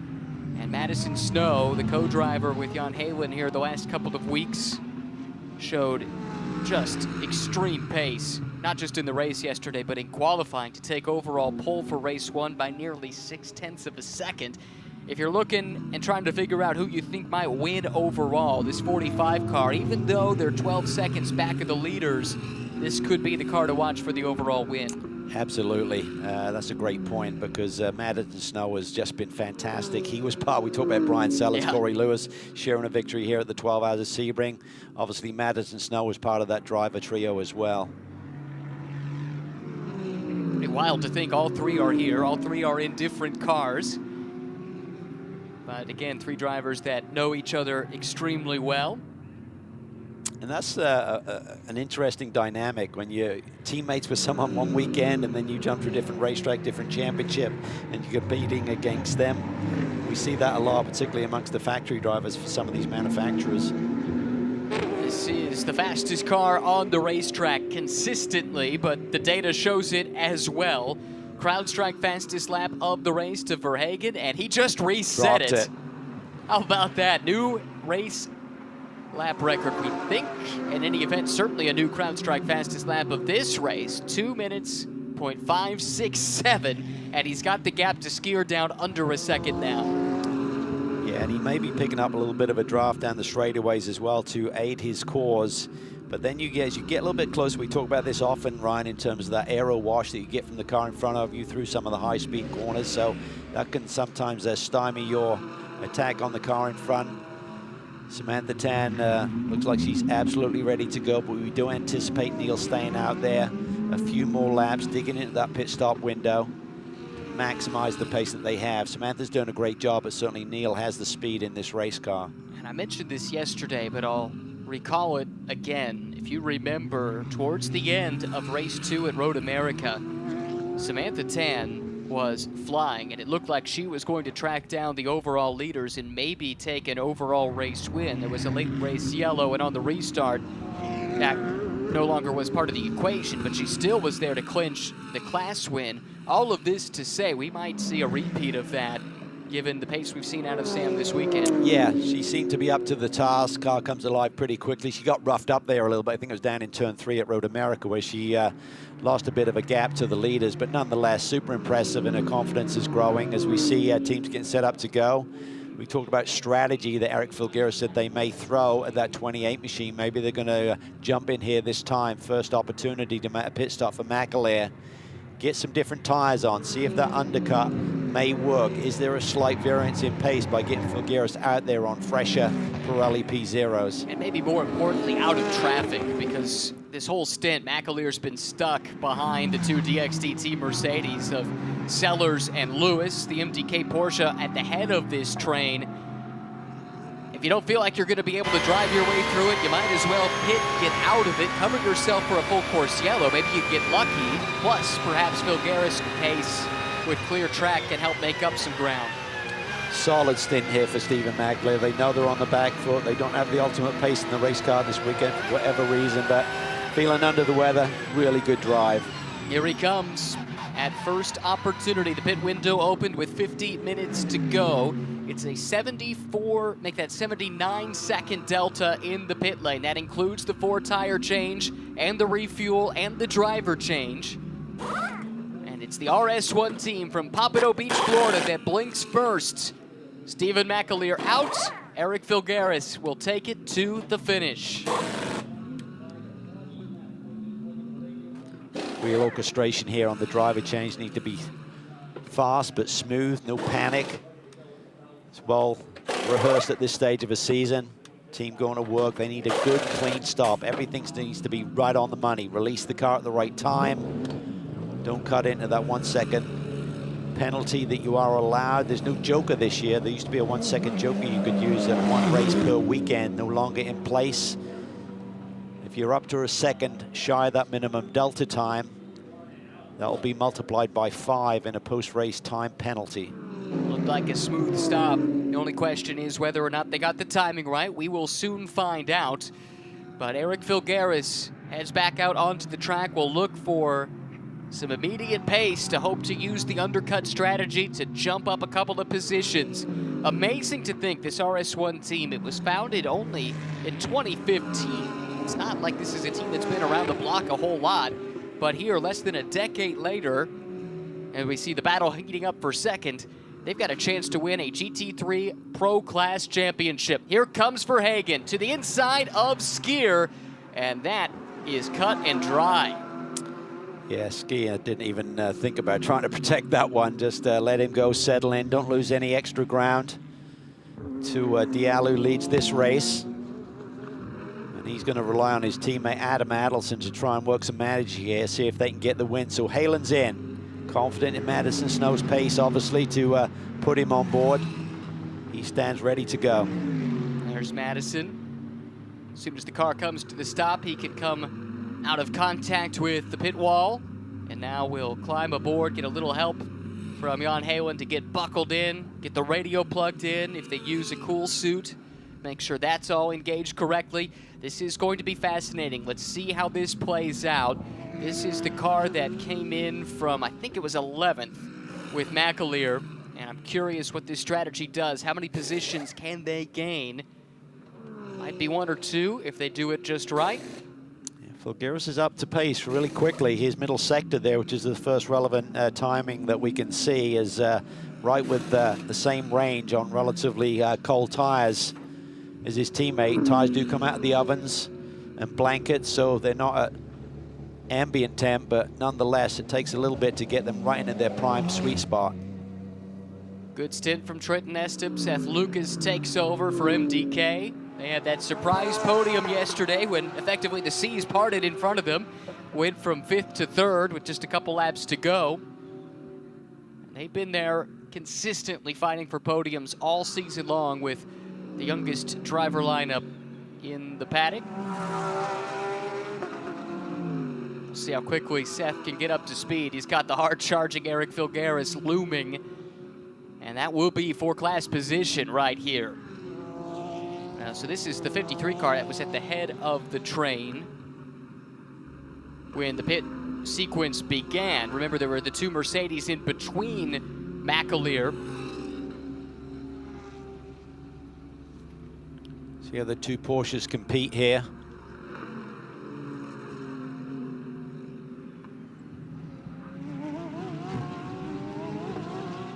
Verhagen continuing to put the hammer down. He's already pulled a gap of 1.2 seconds since getting by Skier. Dial continues to show the way, though. He has found consistent pace, running at or below 2:01 flat pretty consistently. Has a 3-second edge over the ST Racing car that has gone from 14th to 2nd in just over 45 minutes. Yeah, I think they can run this lap plus one more. I don't think there's time for 2.5 more laps, but we'll see how this one shakes out. What a run for Neil Verhagen, getting this car to 2nd overall. And you know that Samantha Tan is going to be up to the task. It's going to be a great battle to see how Tan and Adelson compete against one another. You got George Kurtz going to climb aboard the CrowdStrike Racing entry, pulling double duty here once again this weekend, also competing in the GT America ranks. You talked earlier about his report to you that they've changed some things on the setup of that car, something I think he'll be encouraged by. Colin Brown's best lap just happened, and that was a car that seemed to struggle on the long run yesterday, so it does seem like maybe that Riley team has unlocked a little bit of long run performance. They have. I mean, that's a really good lap there by Colin Brown, 2:01.00. A couple of tenths off the fastest lap of the race by our leader, admittedly Verhagen a couple of tenths further down the road on that one, and Verhagen stays out, Dial stays out.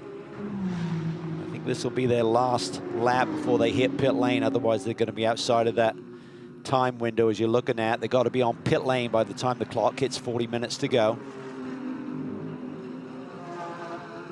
Verhagen did cut into that deficit, though, to the tune of 0.5 of a second on that lap. Pirellis are just amazing. I mean, he just ran a lap within 0.3 of the fastest lap of the race. One lap before he's going to take them off and put the tires in the dumpster. Just incredible that in this heat and this racetrack, the abrasiveness of it in certain areas of the racetrack. We talk about the texture being very different, like the black top right there, the concrete runway. So Pirelli have brought a great tire here to Sebring. No question about it. Track records broken all throughout the weekend. Speaks volumes. These teams have been on their game as well. Great driving talent all throughout this field. It's been on display in this race, but the star of the weekend has been this young man from Connecticut, Neil Verhagen. And he's such a pro. I mean, he just got a poise about him beyond his years. Amazing. This is game on. Yeah. This will be a fun one. Filgaris has run down Lucas. For the moment, it's for 12th and 13th. But that's all going to change as the pit cycle continues. These two have made their stops. The bulk of the field still owes a stop. Well, this is probably for a podium in pro, so this is going to be big. Came in here with a 17-point lead over the 93. A podium's going to give you at least 15. Let's see how high they can climb. I've been impressed with Seth Lucas, able to be right on the pace right away. This is going to It's another pro-class car. Yeah. That's Manny Franco just being released, the Conquest Racing area entry. So we see the leaders now pit. Final opportunity. Yeah, couldn't push it any further. In come the top three. Dial, Verhagen, and Skier will hand their cars over to Wetherill, Tan, and Adelson respectively, and then the rest of the field following suit. Everyone who still owes a stop must be in this lap to stay within the window. Now it's all about execution. Does anyone blip right here? What a stint by young Dial. Unbelievable. 14th to 2nd without a yellow. And again, this team overcame starting at the back of the field yesterday, plus a drive-through penalty to still stand on the podium. They might do one step better today if they can avoid a penalty. See Madison Snow up to speed, so they're doing the undercut there, looking at overall positions as well. So he's going to get close, then he's going to be into a rhythm, and then there's going to be drivers on board those other cars that just hit pit lane that potentially don't have the pace of Madison Snow. So you called it. Maybe they can sweep the weekend in terms of overall victories. Samantha Tan underway, Adam Adelson behind the wheel, Justin Weatherall. A little delay there, obviously, for the Triazzi machine. They go from the lead to P3 as they leave pit lane. Yeah, that Ferrari led the train into the pits. It's dropped 2 positions in the pit lane. ST Racing got the job done. Wright Motorsports got the job done. They leapfrog up to the front. So Samantha Tan and Adam Adelson now will duel the rest of the way. Under 40 minutes to go here at Sebring. There comes Madison Snow at speed. I think he's going to go on the attack immediately, get around George Kurtz. Kurtz tries to protect, but Madison Snow into his rhythm, got more tire temperature as well, so that's one and done. Now he's going to try and chase down that lead 3 for the overall win. Right, and no reason for George to fight that too hard, regardless of the tire temp situation. That's not for class position. This is a Porsche that started as a Pro-Am entry this year, but after the driver switched from Charlie Luck to Madison Snow, they've been promoted to Pro, and he wasn't waiting around. No, I think for George, they probably got on the horn and said, watch for Snow, he's coming through turn 1, but he was coming at a rate of knots that George could not protect, and as you said, no real reason to do that. Okay, undercut did work a little bit for RS1. They got one of the DXTT Mercedes in the pits, and right now, Phil Garris, who has gotten by Lucas, is sizing up Jeff Burton, looking to get one more spot here. Just trying to get into a rhythm here. Phil Garris into his. He won't want to be held up. This is not for class position, but it's costing him time relative to the next car in class, which is Madison Snow. Yeah, he goes up the inside, does not wait around. Eric Filgaris now will put his head down and see what he can make up relative to the next car in class. Yeah, excellent job. Seth Lucas there trying to find a way by as well. Jeff Burton, a little wiggle there coming through tower corner, couldn't quite get the power down. Should be a good little battle between he and Scott Smithson, who now runs directly behind him, and looks like Manny Franco is catching both of those Mercedes. Franco out of the Pro class, looking to make his way forward. There he is. He's the star of the day, Neil Verhagen. What a drive. You earned that little ice water bath there, Neil. Samantha Tan inherits the race lead thanks to quick pit work by the crew and a great opening stint from her co-driver. Adam Adelson across the stripe, 3.2 seconds back, so that outlap by Samantha Tan was impressive. She's gapped Adam Adelson as they now get into their stride, where they're all a couple of seconds back of Adelson. Snow on the charge, leading Pro, now 4th overall. Maybe with enough pace to get to the front of this field by the time we get to the checker this afternoon. Last lap, Samantha Tan had the measure of Adam. Here's Franco looking to work up through some of the Pro-Am traffic. 1 year removed from his GT3 debut.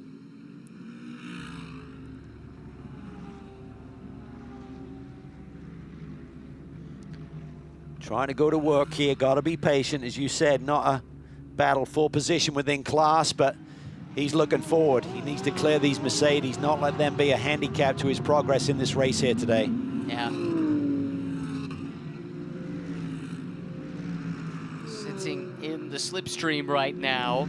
Not sure how much Scott Smithson's going to want to fight this. And you can see Seth Lucas just down the road. That's the next Pro position that he's trying to grab. At the front, here is Samantha Tan. We've been singing the praises of Neil Verhagen. Let's hear from the man himself now in the pits. Well, Neil, while I'm admiring your bucket hat, the guys in the booth were admiring your drive today. I think Cal and Ryan said it's the drive of the day. How did you get in such a rhythm? Yeah, I mean, I was pushing absolute flat out. There was not a single stone I left unturned today after yesterday. We put in so much work just to make sure that we had everything perfect for today. The car was phenomenal. I think that was one of the best stints I've ever driven in my life. I I can't remember making one mistake in the stint. I had one in turn 7. I outbroke myself in turn 7 once. I lost a couple tenths there, but yeah, other than that, I left everything on the table. I'm really happy with that one. The Samantha Tan crew has put together a phenomenal race car this weekend. Yeah, and I think it just goes to show after qualifying that there was truth to that. It wasn't a fluke that happened like that. So, yeah, nice to be able to prove everybody wrong on that one. It's amazing to watch. Thank you. I was a believer, Neil, for what it's worth. Didn't have to prove anything to me, and it's continued into this stint because Samantha Tan is the quickest driver on the track. And Calvin, it's not close.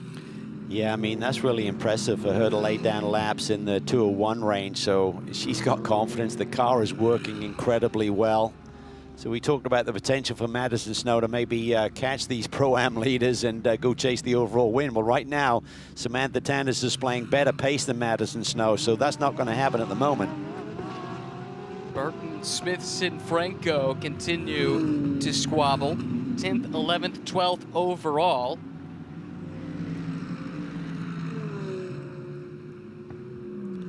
Yeah, for Manny, he's got to somehow find a solution to this problem directly in front of him and getting around these two Mercedes.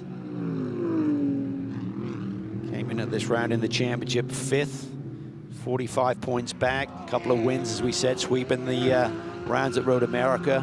You'd have to think they came in at this round of the championship with a lot of confidence, but just haven't been able to quite get that Ferrari dialed in, as now we see a battle here between Chandler Hull and George Kurtz. That's for 5th overall, not a battle for position. So Hull and Orblin still holding down 2nd in Pro. That'll be good for their points chase. It may move them up to 2nd in the Pro standings by the time we get to Indianapolis. Chandler running approximately the same pace as his class leader, Madison Snow, but now he has no traffic between himself and the Porsche. In fact, you can see the Porsche disappearing around turn 1, just ahead of these two. Snow leading the Pro class, Hull 2nd. George Kurtz in this Mercedes 4th right now in Pro-Am, but it's a distant 4th, it must be said. The top 3 have separated themselves. Both these drivers we're looking at here, George Kurtz, Chandler Hull, have pulled double duty here this weekend. More difficult for Chandler Hull, coming from a GT4 car to a GT3 car, making that transition, but he's done it enough this year. I'm sure he's got into a rhythm and almost has an understanding. Talking to Stephen McAleer, he spoke about the different braking performance jumping up to the GT3 car compared to the GT4 car last year. He said it's basically one marker board. Got so much more downforce with the GT3 car. You take it in basically that 100 feet deeper into every corner. Talking Pro-Am points real quick as we watch this fight continue. Kurtz and Brown came in with a 7-point lead over Adelson and Skier, if I have that correct. Adelson and Skier run 2nd at the moment. Kurtz and Brown run 4th in class. I'm gonna let Calvin do the math, because if you ever saw my report card, you would know. Should be a 6-point swing, make it a 1-point difference. With double points on offer in the finale. But again, I think for us, it's like who beats who. It right. Makes it easy as we're going through an 8-hour race, trying to figure out all of the calculations and permutations with the various classes that we have there for the Indy 8-hour. Last time we're likely to see this car here this year, Bartone Brothers Racing with Real Time Racing. It's been a fun season for them.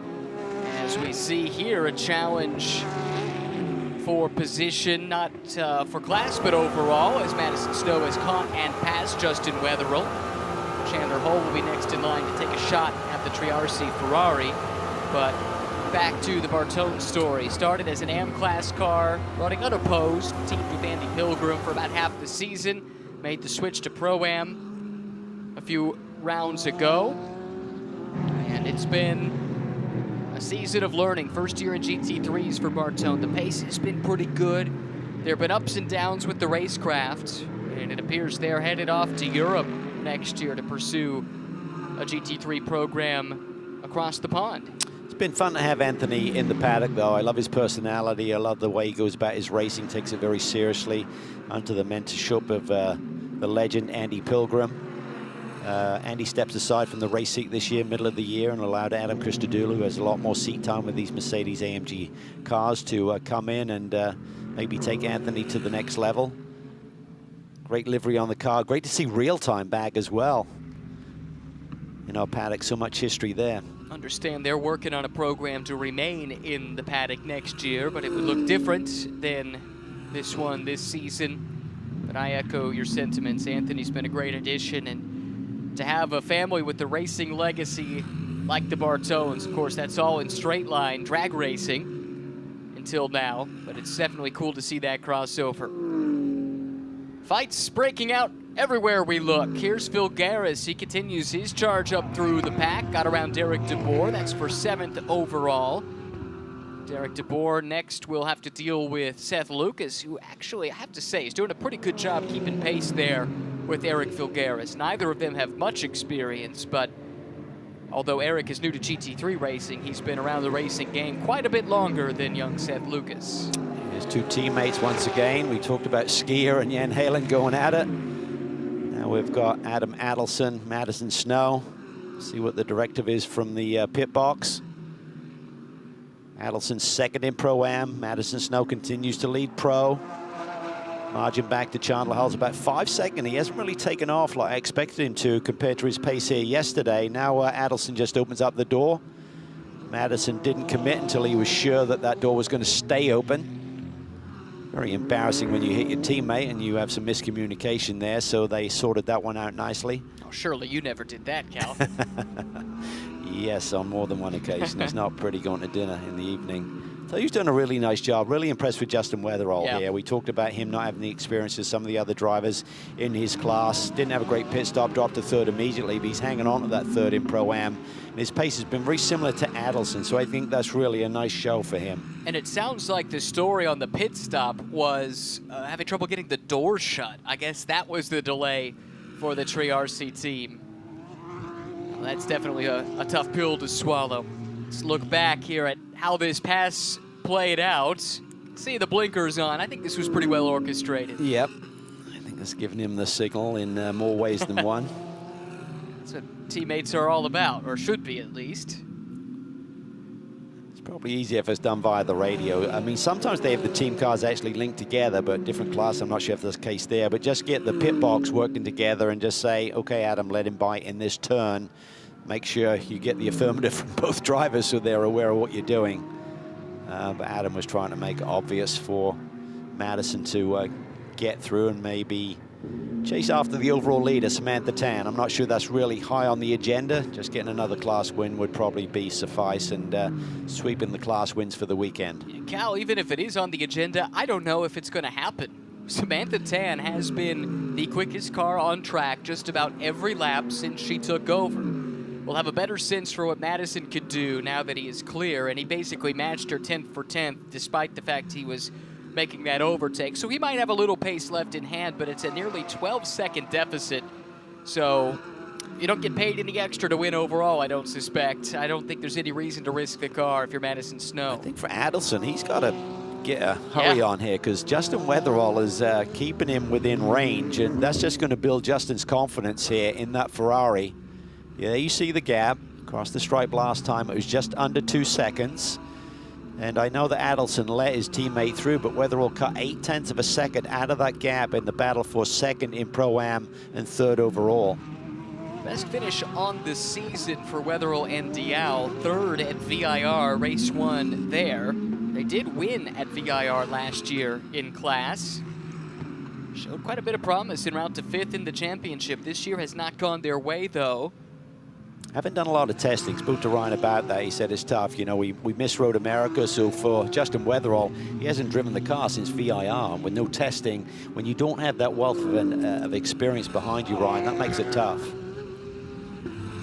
Weatherall's forward progress may be stymied somewhat by the arrival on the scene of Chandler Hull. You saw him flashing the headlights of the BMW in the background a couple of shots ago.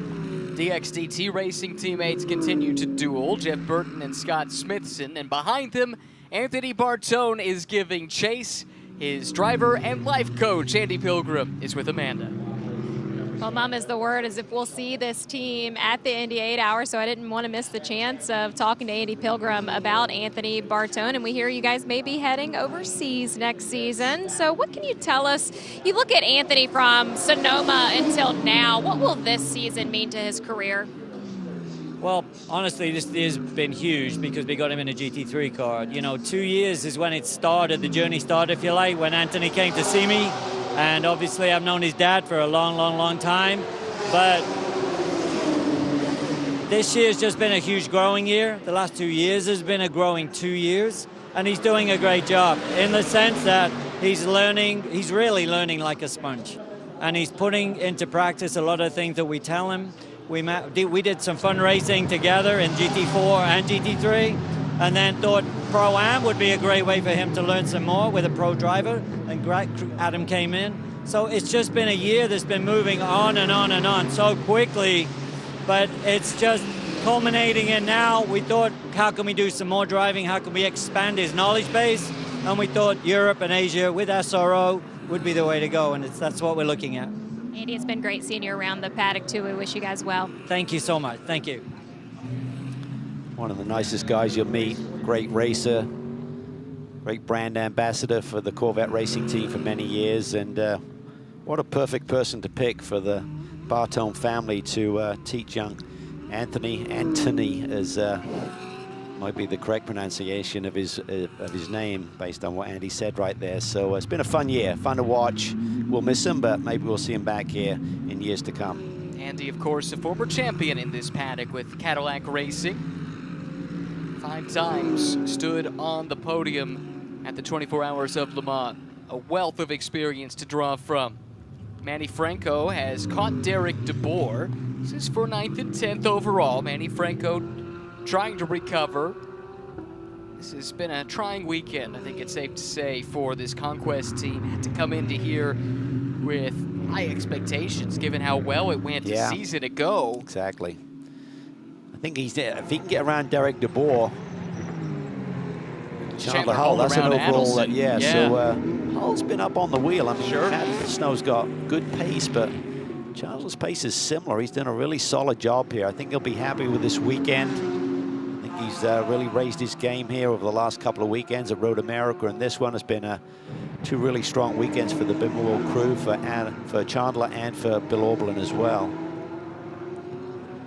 6 podiums on the season for Hull and Oberlin, but only 1 win to show for it. It's one of the reasons why they're really not in the mix for the points, despite the fact that they've had such a consistent season running towards the front. Ultimately, you got to win races with this point structure. You do.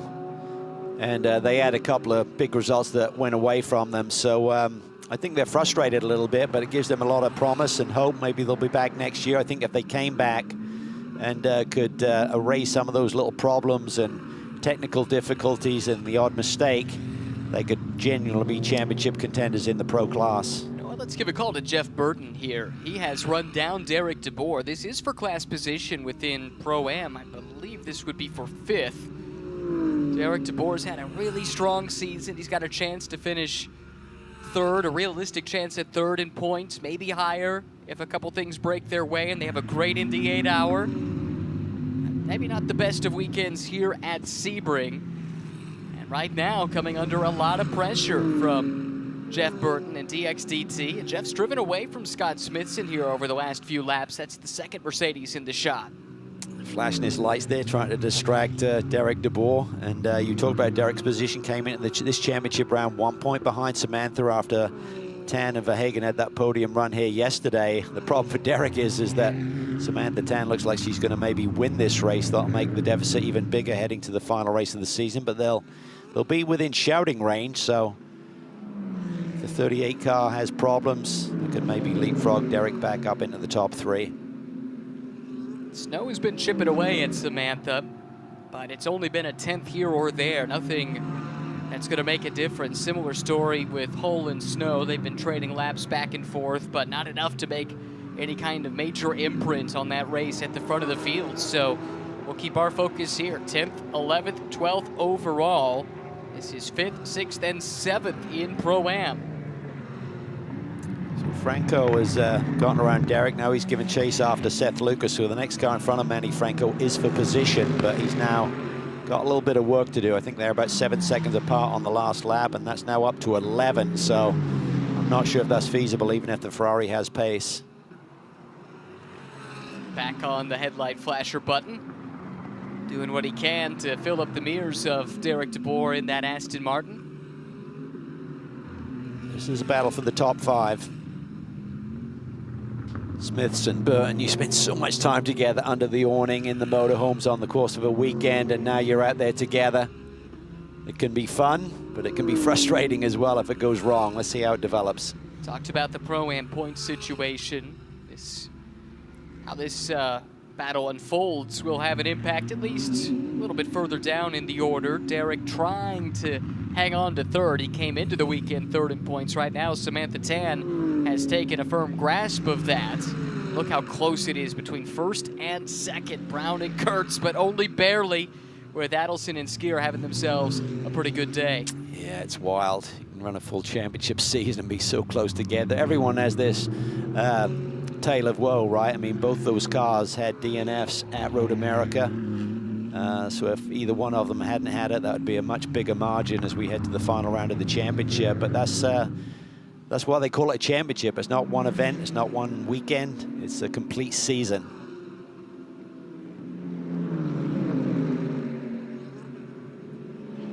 Beautiful rhythm through here, Bishop. Need the car to really change direction. Oh, Burton loses the tail. Just carried too much speed there and just lost the rear end. Fortunately for Smithson, far enough back he didn't run into him. It's not a great place to be. Stuck in the middle of the road. You see the waving yellow covering the incident. And there, Burton's able to get the car refired and will pull away. Oh, that's got to be so frustrating for Jeff. Such a clean race to that point. He'll be frustrated. He's got to get his head down. 18 minutes to go. Let's see how it develops. Just comes up in there and just a bit too much speed. Didn't really climb over the curb like we saw Verhagen earlier this race when he kind of pinched that curb a little bit and got the car loose. That was in this car, the car that leads overall with Samantha Tan. It's a 10.3 second gap back to Madison Snow. On board with the race leaders that started last. They started 14th. They lead overall by over 10 seconds now. That gives you some idea about the raw pace of that machine. Yeah, just incredible. With no full course yellows to aid their cause. They did it yesterday from the back up to second, today to the lead. Just tremendous performance by that group. And I think without the qualifying issues, that could have been even more dominant, to be honest with you. When I say qualifying issues, the technical infraction following qualifying. Points as they run in the pro class. Filgaris and McAleer certainly will benefit from the fact that Racer's Edge had that mechanical issue. The word was that Mario knew on the second formation lap something was very wrong. It didn't take long for it to become catastrophic, and they only completed a couple of laps. Will not score points here today, and that deals their championship aspirations a hefty blow. Yes, it really does. But anything can happen in racing, so you just have to dust yourself off, reset. Indy's only a couple of weeks away, so it's not a long time to really dwell on it. Just focus forward, go out and win the race. It's a big event to win. Winning at Indy is special in its own right, just like winning at Sebring, but to win at the Brickyard is something that every driver would love to do. Kiss the bricks, and then just see how the championship falls following that. We've talked some about the weather here today. Could Mother Nature throw us a little curveball? Amanda says there's some sprinkles down in the pit lane. It is Central Florida after all. There's always a chance of a pop-up rain shower. But for the moment, nothing that's going to trouble anyone on the racetrack, as long as it stays like it is now. There is Eric Filgaris. It's been a really good stint for him, making his way forward. Really only made one pass that is going to make a difference from a points perspective. And it does not look like there's any chance to catch Madison Snow or Chandler Hull, but to get back up onto the class podium, given their struggles at the start of the race, given the lack of qualifying pace here for race 2. It's been a pretty good day. Oh, huge day. I mean, they couldn't have dreamed it would go this way. For the problems for the 93 and have that car in a podium spot. This is a mega result for this group, and that's why you have to just keep digging, even though you feel like you're down and out. How are we going to make this happen? What can we do as strategy? They tried the undercut there. They had a little bit of success, but nonetheless, it was just the bad luck for the 93 cars really put them in great shape. Scott Smithson now is taking his turn with Derek DeBoer after his teammate Jeff Burton went for a little spin a few moments ago, and Anthony Bartone's right there too. He is. He's suddenly in the picture, so Derek is kind of maybe stopping Smithson from showing his true pace. I think they're pretty evenly matched, but certainly young Bartone is up on the wheel here. Oh, Smithson took a peek. It's going to cost him though on exit. Can Anthony Bartone take advantage of it? Smithson's got the advantage of that Aston in front of him to help pull him along. Clearly he's feeling some pressure. Regards the inside. Bartone thought about the move, settles back in line. If you commit to the right, you know that that driver in front of you is going to try and inch it over towards that concrete wall on the right-hand side. It really gets narrow there, so I'm almost forces you, if you're that late down the straightaway, to go around the outside and try and set something up with the crossover. Inside the final 15 minutes of the last 90-minute sprint event of the season, just the Indianapolis 8-hour remains to settle the championship. DeBoer looking very poised here. He looks comfortable, feeling this heat, feeling this pressure. Top 5 on the line here in Pro-Am between these 3 cars. Smithson letting it all hang out, dropped a wheel. You can see that Mercedes twitch sideways. Kicked up a bunch of dust for Bartone to drive through. Race Vision powered by AWS. Who in the Pro-Am class has the legs on the straightaway? Well, no surprise to see BMW first and third, but how about this Aston Martin? Derek DeBoer has hit 160 top speed. Yeah, we saw that earlier in the race as now Smithson looks to the inside. That was a little late. Derek saw and gave him a bit of room. But pretty evenly matched. Yeah, the 38 car, I think, because it leaps off the corners so well, plus the BMW being pretty efficient down the straightaways, let's put it that way, gives them the edge. But everyone else within a mile or two is pretty impressive. Look at Bartone, gets a good run out of 13. Looks to the inside. Does Smithson see him there? Sure he did. Closed the door either way. Pretty circumspect on the part of Bartone not to force the issue there. Still 13 minutes to go. It's a fun little race. I'll be enjoying this one. Big step up for Derek DeBoer. I mean, he'd driven in GT3 competition on the rare occasion before this season, but I think he's done a really nice job. He hasn't overstepped the mark, made very few mistakes this year. It's been an impressive, what I'd call, really debut season at the GT3 level. Hails from the Pacific Northwest. His father raced top alcohol dragsters, and his grandfather actually was a dirt track racer. But for Derek, the racing dream came to fruition later in life. Got hooked up with Kevin Buckler and TRG, and they've been a potent pairing. He actually won the Aston Martin Le Mans Festival in a GT4 car back in 2015, driving with TRG back when they had a factory affiliation with Aston Martin. Right now, though, he is under a ton of pressure as Scott Smithson is wringing the neck of his Mercedes AMG. He can get close, but then that Aston stretches its legs down the straightaways, makes it awfully difficult for Smithson to find a way by. Yeah, just hitting his marks. I think Derek's doing a nice job. Just recognize, just hit my marks. Don't slip wide. Don't overcharge a corner. Don't open the door. Just keep it on line. Smithson a bit of a run here. This is where you worry about him just plowing it down the inside. He goes for it there, releases the brakes. That was too late. That was just not the tidiest of moves there by Scott. Bartone able to wiggle through, picks up 2 for the price of 1. Looked like DeBoer was able to continue on, but Smithson most likely is going to draw the ire of the stewards for this one, Cal. Yeah, I think he ran up on the Aston Martin. I'm not sure if he's really thinking about a genuine move there, but I think he felt he was going to run into the back of the Aston Martin, release the brakes a little bit, tucked it to the inside, and then the inevitable once they got to apex. That's a shame. This has been a remarkably clean race. So much so that the only messages from race control this entire race so far were test announcement, pit window open, pit window closed. Until now, incident is under review. Just under 11 minutes to go. This is George Kurtz for Riley and the CrowdStrike team. Let's hear more about his race with Amanda. My hat is talking about Derek DeBoer here. I would be remiss not to mention that Derek did put his wife's life coaching on the car this weekend, called Free Life Coaching. She actually works with him. Cal, you were talking about earlier on visualization, things that the drivers use to set their mindset. Derek works with his wife on this as well and said that he wouldn't be racing without her. So I'm sure that they will be discussing this race after in preps of rebounding and staying focused. It is a team effort within that family, the DeBoer family, all in on this racing adventure.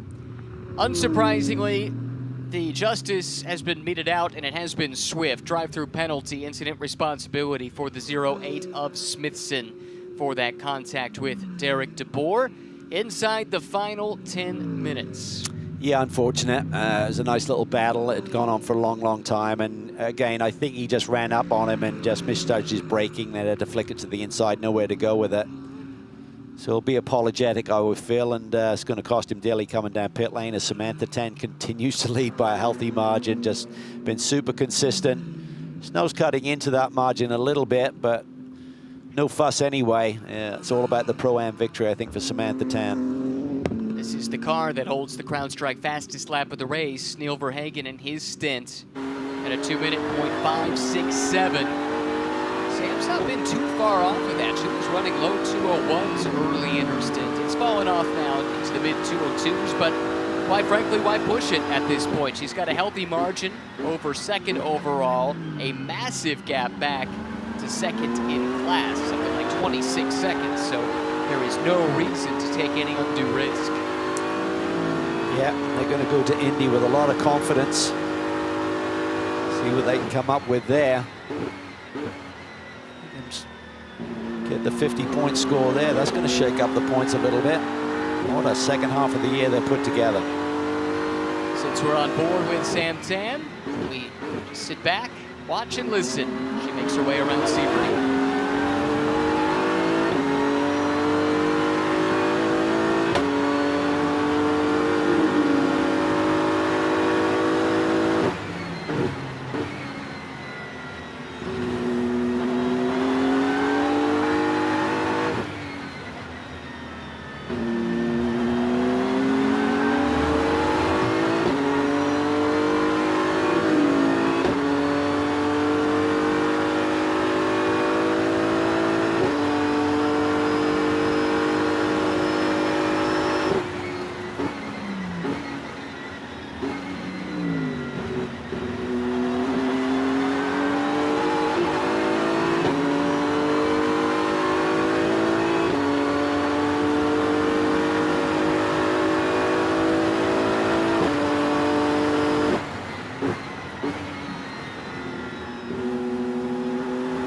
Turn one, the ST Racing BMW leading over the Wright Motorsports Porsche by 7.5 seconds. Samantha Tan over Madison Snow. Chandler Hull runs third, second in the pro class. Adam Adelson and Justin Wetherill. You made that call earlier, Calvin. Justin's done a remarkable job in this stint to keep pace with Adelson. He's right there in the frame. If Adam has a little slip up, Justin's there to pounce. And George Kurtz, too, starting to close in. Yeah, there's only 5 seconds or so between that 3 for second in Pro-Am. So Wetherill has kept the pressure on Adam Adelson. I mean, it's been a really impressive run for Justin. I think they'll be happy with that today. And George Kurtz, admittedly, they feel they haven't really had the right balance on that CrowdStrike entry this weekend, but P4 will be good points for them. Yeah, they'll take it. They would have loved more, of course, but I'm not sure this weekend was really setting up to be their weekend anyway. So they're doing their best to maximize what they can get. Keep the championship lead, but it'll be slender. A single point as they run. But you know what? To go into the final race with a chance at it, that's what every driver dreams of going into the season. It's in their own hands, right? So as long as that's kind of mano a mano in terms if they can beat the 120, that will give them the championship. But it's a long 8-hour race to survive and succeed in.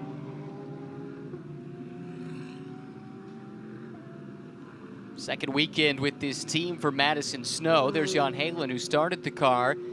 Road America didn't quite go as well as they would have hoped. I think the entire Wright team was scratching its head. They couldn't get either generation Porsche to function the way they wanted it to. But a much better weekend here at Sebring. And Madison Snow and Jan Halen look set to take home Pro Class wins both days here this weekend. Here they see the gap as they come across the stripe. 6.5 seconds, so Madison trimmed about a second off that there, so see what Samantha Tan wants to do here. Does she keep pushing, or do they say just settle in? Doesn't matter if Madison gets to your tail. Good run for Chandler Hull, 3rd overall, 2nd in pro, big points. Moves them up to 2nd overall in the standings as they head to Indianapolis, and gives them hope. Again, frustration for a couple of what-ifs. Certainly Road America, they had a really fast car and had that technical issue. Right. In the second race of the weekend. Samantha has backed up the pace considerably, about 2 seconds off of her best lap in this race. But with the amount of time left, the amount of laps left, she still, at this pace, would have enough to bring home an overall win. Thought it might be in the making at Road America in race 2 there. They had to settle for a class win. But she's just a few laps away from locking this one down. George Kurtz sits so low in that car, doesn't he? Yeah, and he has a bead drawn on Wetherill at the moment. He is absolutely reeling Justin in. He took about a second off on the last lap, and the gap is only 1.3. So a podium is in play. How often do we say this about George Kurtz, whether it's a qualifying session or a race, that he just seems to get stronger and stronger?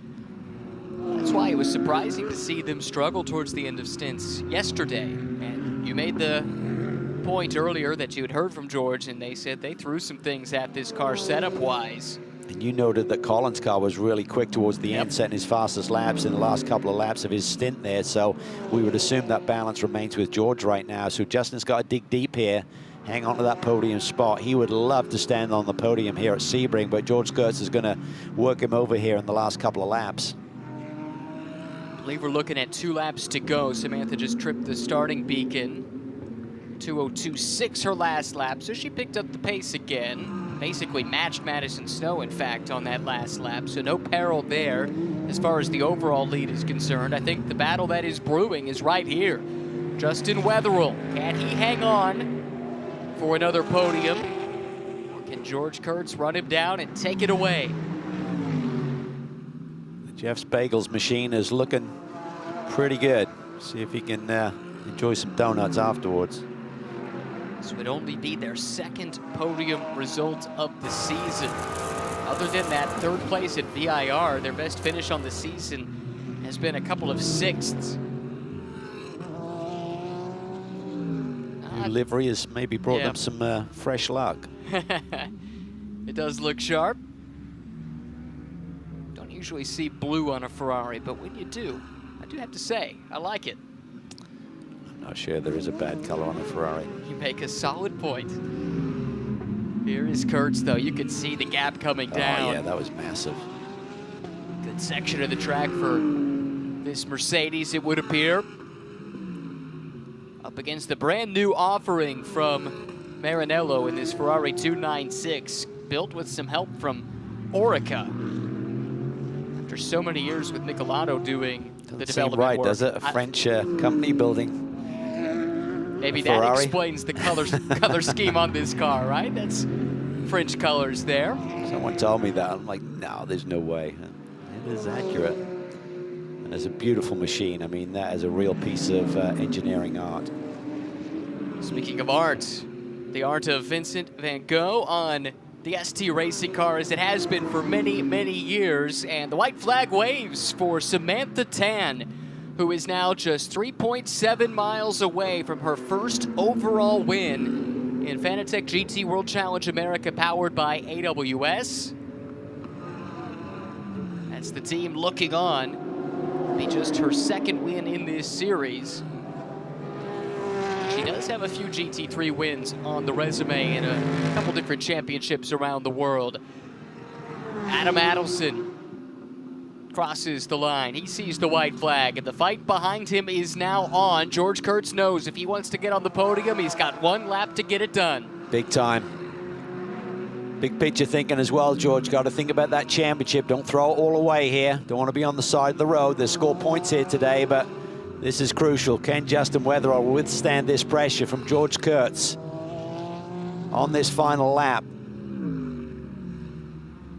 Maybe that middle sector is where the Mercedes may be a little bit stronger. Certainly George ate a lot of the ground up into this brake zone, the upcoming one down at the turn 7 hairpin on that last lap. Let's see if he gets closer once again.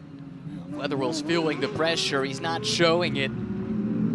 Looking very composed here over this final stint. If he can hang on, he will have done something pretty remarkable. George Kurtz has become one of the top bronze-rated drivers globally, whether it's in prototypes or GT machinery. Weatherall, just an amazing stint here. I mean, to have a big break, not run since the middle of the year at VIR, to come back here, be thrown in at the deep end and perform like this, see if he can hang on for just 3 or 4 more corners. No drama at the front. From the back of the pack to P1, Samantha Tan, Neil Verhagen, and ST Racing pick up the victory in race 2 here at Sebring, fending off the charge from Madison Snow, who wins in the Pro class, sweeping the weekend for Wright Motorsports. 6.4 seconds, the margin of victory for Sam Tan at the line. We wait now for Chandler Hull, who is set to come across the line and now does so, securing another podium result for Bibber World. And now through the final turn, we look at the battle for the final step of the Pro-Am podium. Weatherall, the Florida native, comes through the final turn and sees the checkered flag. A great drive for the pole-sitting car, started by Ryan Dial, finished by Justin Weatherall. Great battle there. Both drivers did an awesome job. Justin, congrats. Great to see him on a podium. That will give that team a lot of excitement, I'm sure. Eric Filgares did secure a pro-class podium finish for the RS1 team on a day in which their championship rivals faltered with the mechanical issue. Manny Franco sees the checkered flag. He's back in 5th in the pro class, and this battle is back on here with DeBoer and Burton. Burton, despite the spin, has tracked down Derek. He's got one more corner to go, fighting for 11th and 12th in the overall running order. Smithson out of the picture after that drive-through assessment for the avoidable contact. Into Sunset Bend, Aston versus Mercedes for the final time. Derek DeBoer, neat and tidy. Looks like he'll come out on top. Derek DeBoer for TRG. Hang it on. Beating Jeff Burton to the stripe by less than 0.3 of a second. And just Scott Smithson needs to cross the line to finish the race. Everyone else has made it and now is on the cool-down lap, barring Mario Farnbacher, Ashton Harrison, and Racer's Edge, who suffered heartbreak with a mechanical issue early in the race. CrowdStrike, fastest lap of the race to this car that started dead last, drove to the front from 14th to 12th for Neil Verhagen. The pit crew did the rest. They put Samantha Tan out in the lead, and she nursed that lead to the finish, winning by 6.399 seconds. Not quite the fireworks of yesterday, but it sets the table nicely for the Indianapolis 8-hour, the last race to be run in the Fanatec GT season here in 2023 in North America. Neil Verhagen, Samantha Tan, winners overall. Really nice run. Wright Motorsports, what a weekend. Sweeping in the pro ranks, a win and a runner-up finish for the 120 machine gives them big points heading to Indy as well. strong weekend for Porsche globally in Fanatec GT World Challenge Asia earlier today. Porsche picked up the overall win in Sepang in Malaysia. But it's a BMW at the very front of this field here. Adelson and Skier, they got to be thanking their lucky stars. They had this thing break the way they wanted it to. And same for RS1. You might look at that 7th overall in a field of 14 and think, okay, what's to write home about? But this could be a championship-saving afternoon. Yeah, they have their eye on the prize. That'll increase their championship lead tonight, and it'll be a new second-place runner in the championship in the form of the 94 squad from Bimmerworld. Fantastic effort from this team. Samantha Tan and Neil Verhagen, what a pairing they have turned into. 6 races together, 2 wins, 4 second places, including this overall triumph. Oh, that's awesome. And we talked about it yesterday. Samantha Tan started in the touring car ranks, a true example of like success she can't believe on the what she ladder. just did. Yeah. Table was set by her teammate, but she followed up with a superb drive. Never blinked, didn't make a mistake.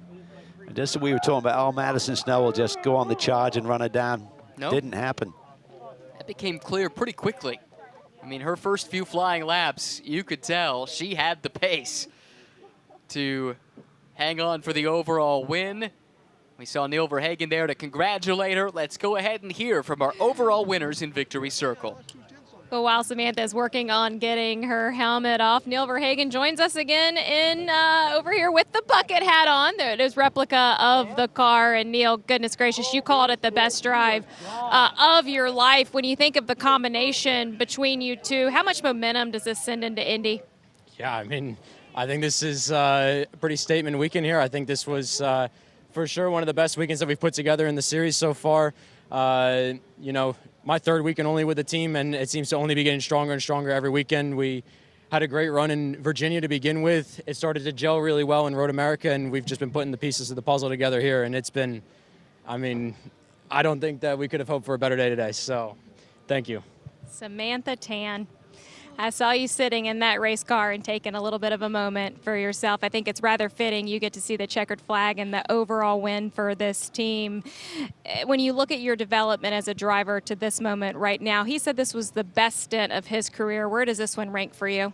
Same feeling here. Team gave us an incredible car. It was absolutely hooked up, so thank you to my team, thank you to BMW, thank you to Neil. Incredible stint, and yeah, I started my journey here in SRO when I was maybe 17 years old in TCA, and to come all the way up to GT3 and win the overall, man, it just means the world to me.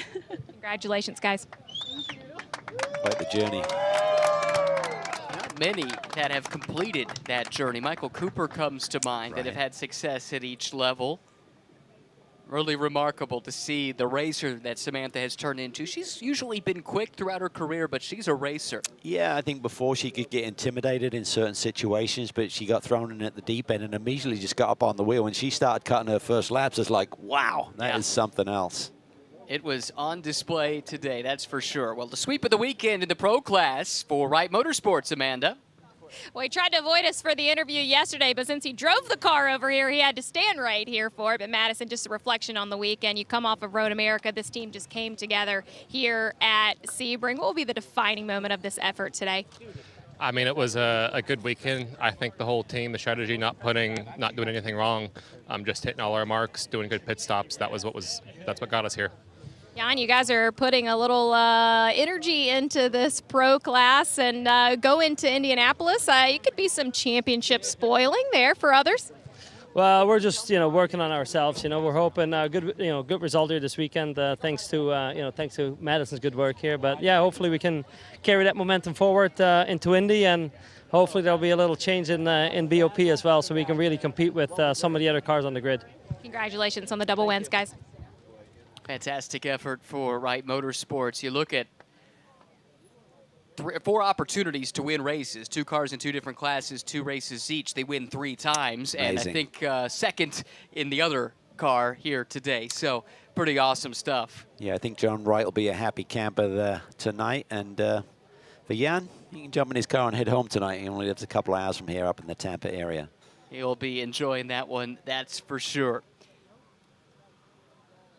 Race 2 of the weekend in the books, so now the highlights of this thrilling cap to the weekend. Dial on the pole was able to consolidate that advantage. The fight was on for second, though, right behind. The big mover was Elliott Skier. Yeah, what a move around the outside. Then big drama early in this race. One of our championship contenders, engine problems aboard the 93 machine. They were out after lap number 2. We talked about it. ST Racing had to start at the back of the field due to a technical infraction in qualifying. Neil Verhagen drove from 14th to 2nd in his stint. Then the pit stops. That led to this shuffle here. Madison Snow carving his way past George Kurtz in the 04 CrowdStrike Mercedes. A couple of the teammates here. Well, this looked orchestrated. Nothing too dramatic between the Wright Motorsports pair. Nothing too flashy. Tough moment here. Scott Smithson had a decent race going, fighting with Derek DeBoer. Ultimately penalized for that contact, but at the front, Samantha Tan took over with the race lead after the pit stop and did not look back. She takes her first ever overall win in Fanatec GT World Challenge America, powered by AWS. The fight for the final step of the podium in Pro-Am 2 came down to the wire. And to the podium we go for the final time in this sprint race format. You can call a 90-minute race a sprint. It certainly is compared to what's next. 8 hours at Indianapolis with multiple pit stops, the addition of the Intercontinental GT Challenge powered by Pirelli teams and drivers, and a whole different challenge racing into the night, let's not forget, at the Indianapolis Motor Speedway. And additional drivers, 3-driver lineup there, of course, and a lot of news still to come over the coming days heading into that race week. Indy only 2 weeks away, so lots to discuss, lots to chew on in terms of championship scenarios, the disappointments of the weekend for some, the big charges by others, putting themselves into contention. That's what a season is all about. Already saw a couple drivers taking their spots up onto the podium. Beckoned up there by our own DJ Clark. There's McAleer and Phil Garris exchanging congratulations with Oberlin and Hull, who again are on the podium and again looking to get another win, just the one on the season. Yeah, lots of runner-up finishes for that pair, but they're knocking on the door. I mean, I think if they hadn't had those issues in qualifying, I think it could have been a better opportunity for them. But big points, they move up to second in the championship. They'll be pleased with that. And I've said it before, but they have run the Indy 8 Hour 3 times. 2 times in GT4, last year in GT3. They have won their class each time. So they will view that as a harbinger of good things to come. Oberlin has a lot of records, and that's a nice one. And he'll chew on that. He's a big believer, so he thinks they can get the job done there.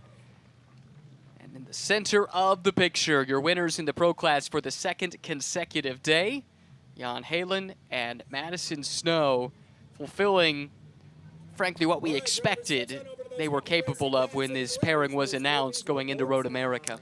Yeah, super strong driver pairing, of course, and it's been all about trying to find the sweet spot with that new Porsche. They finally deliver, so they'll be happy with that. It's probably a big relief for everyone within that organization to get a result like they've had here at Sebring this week.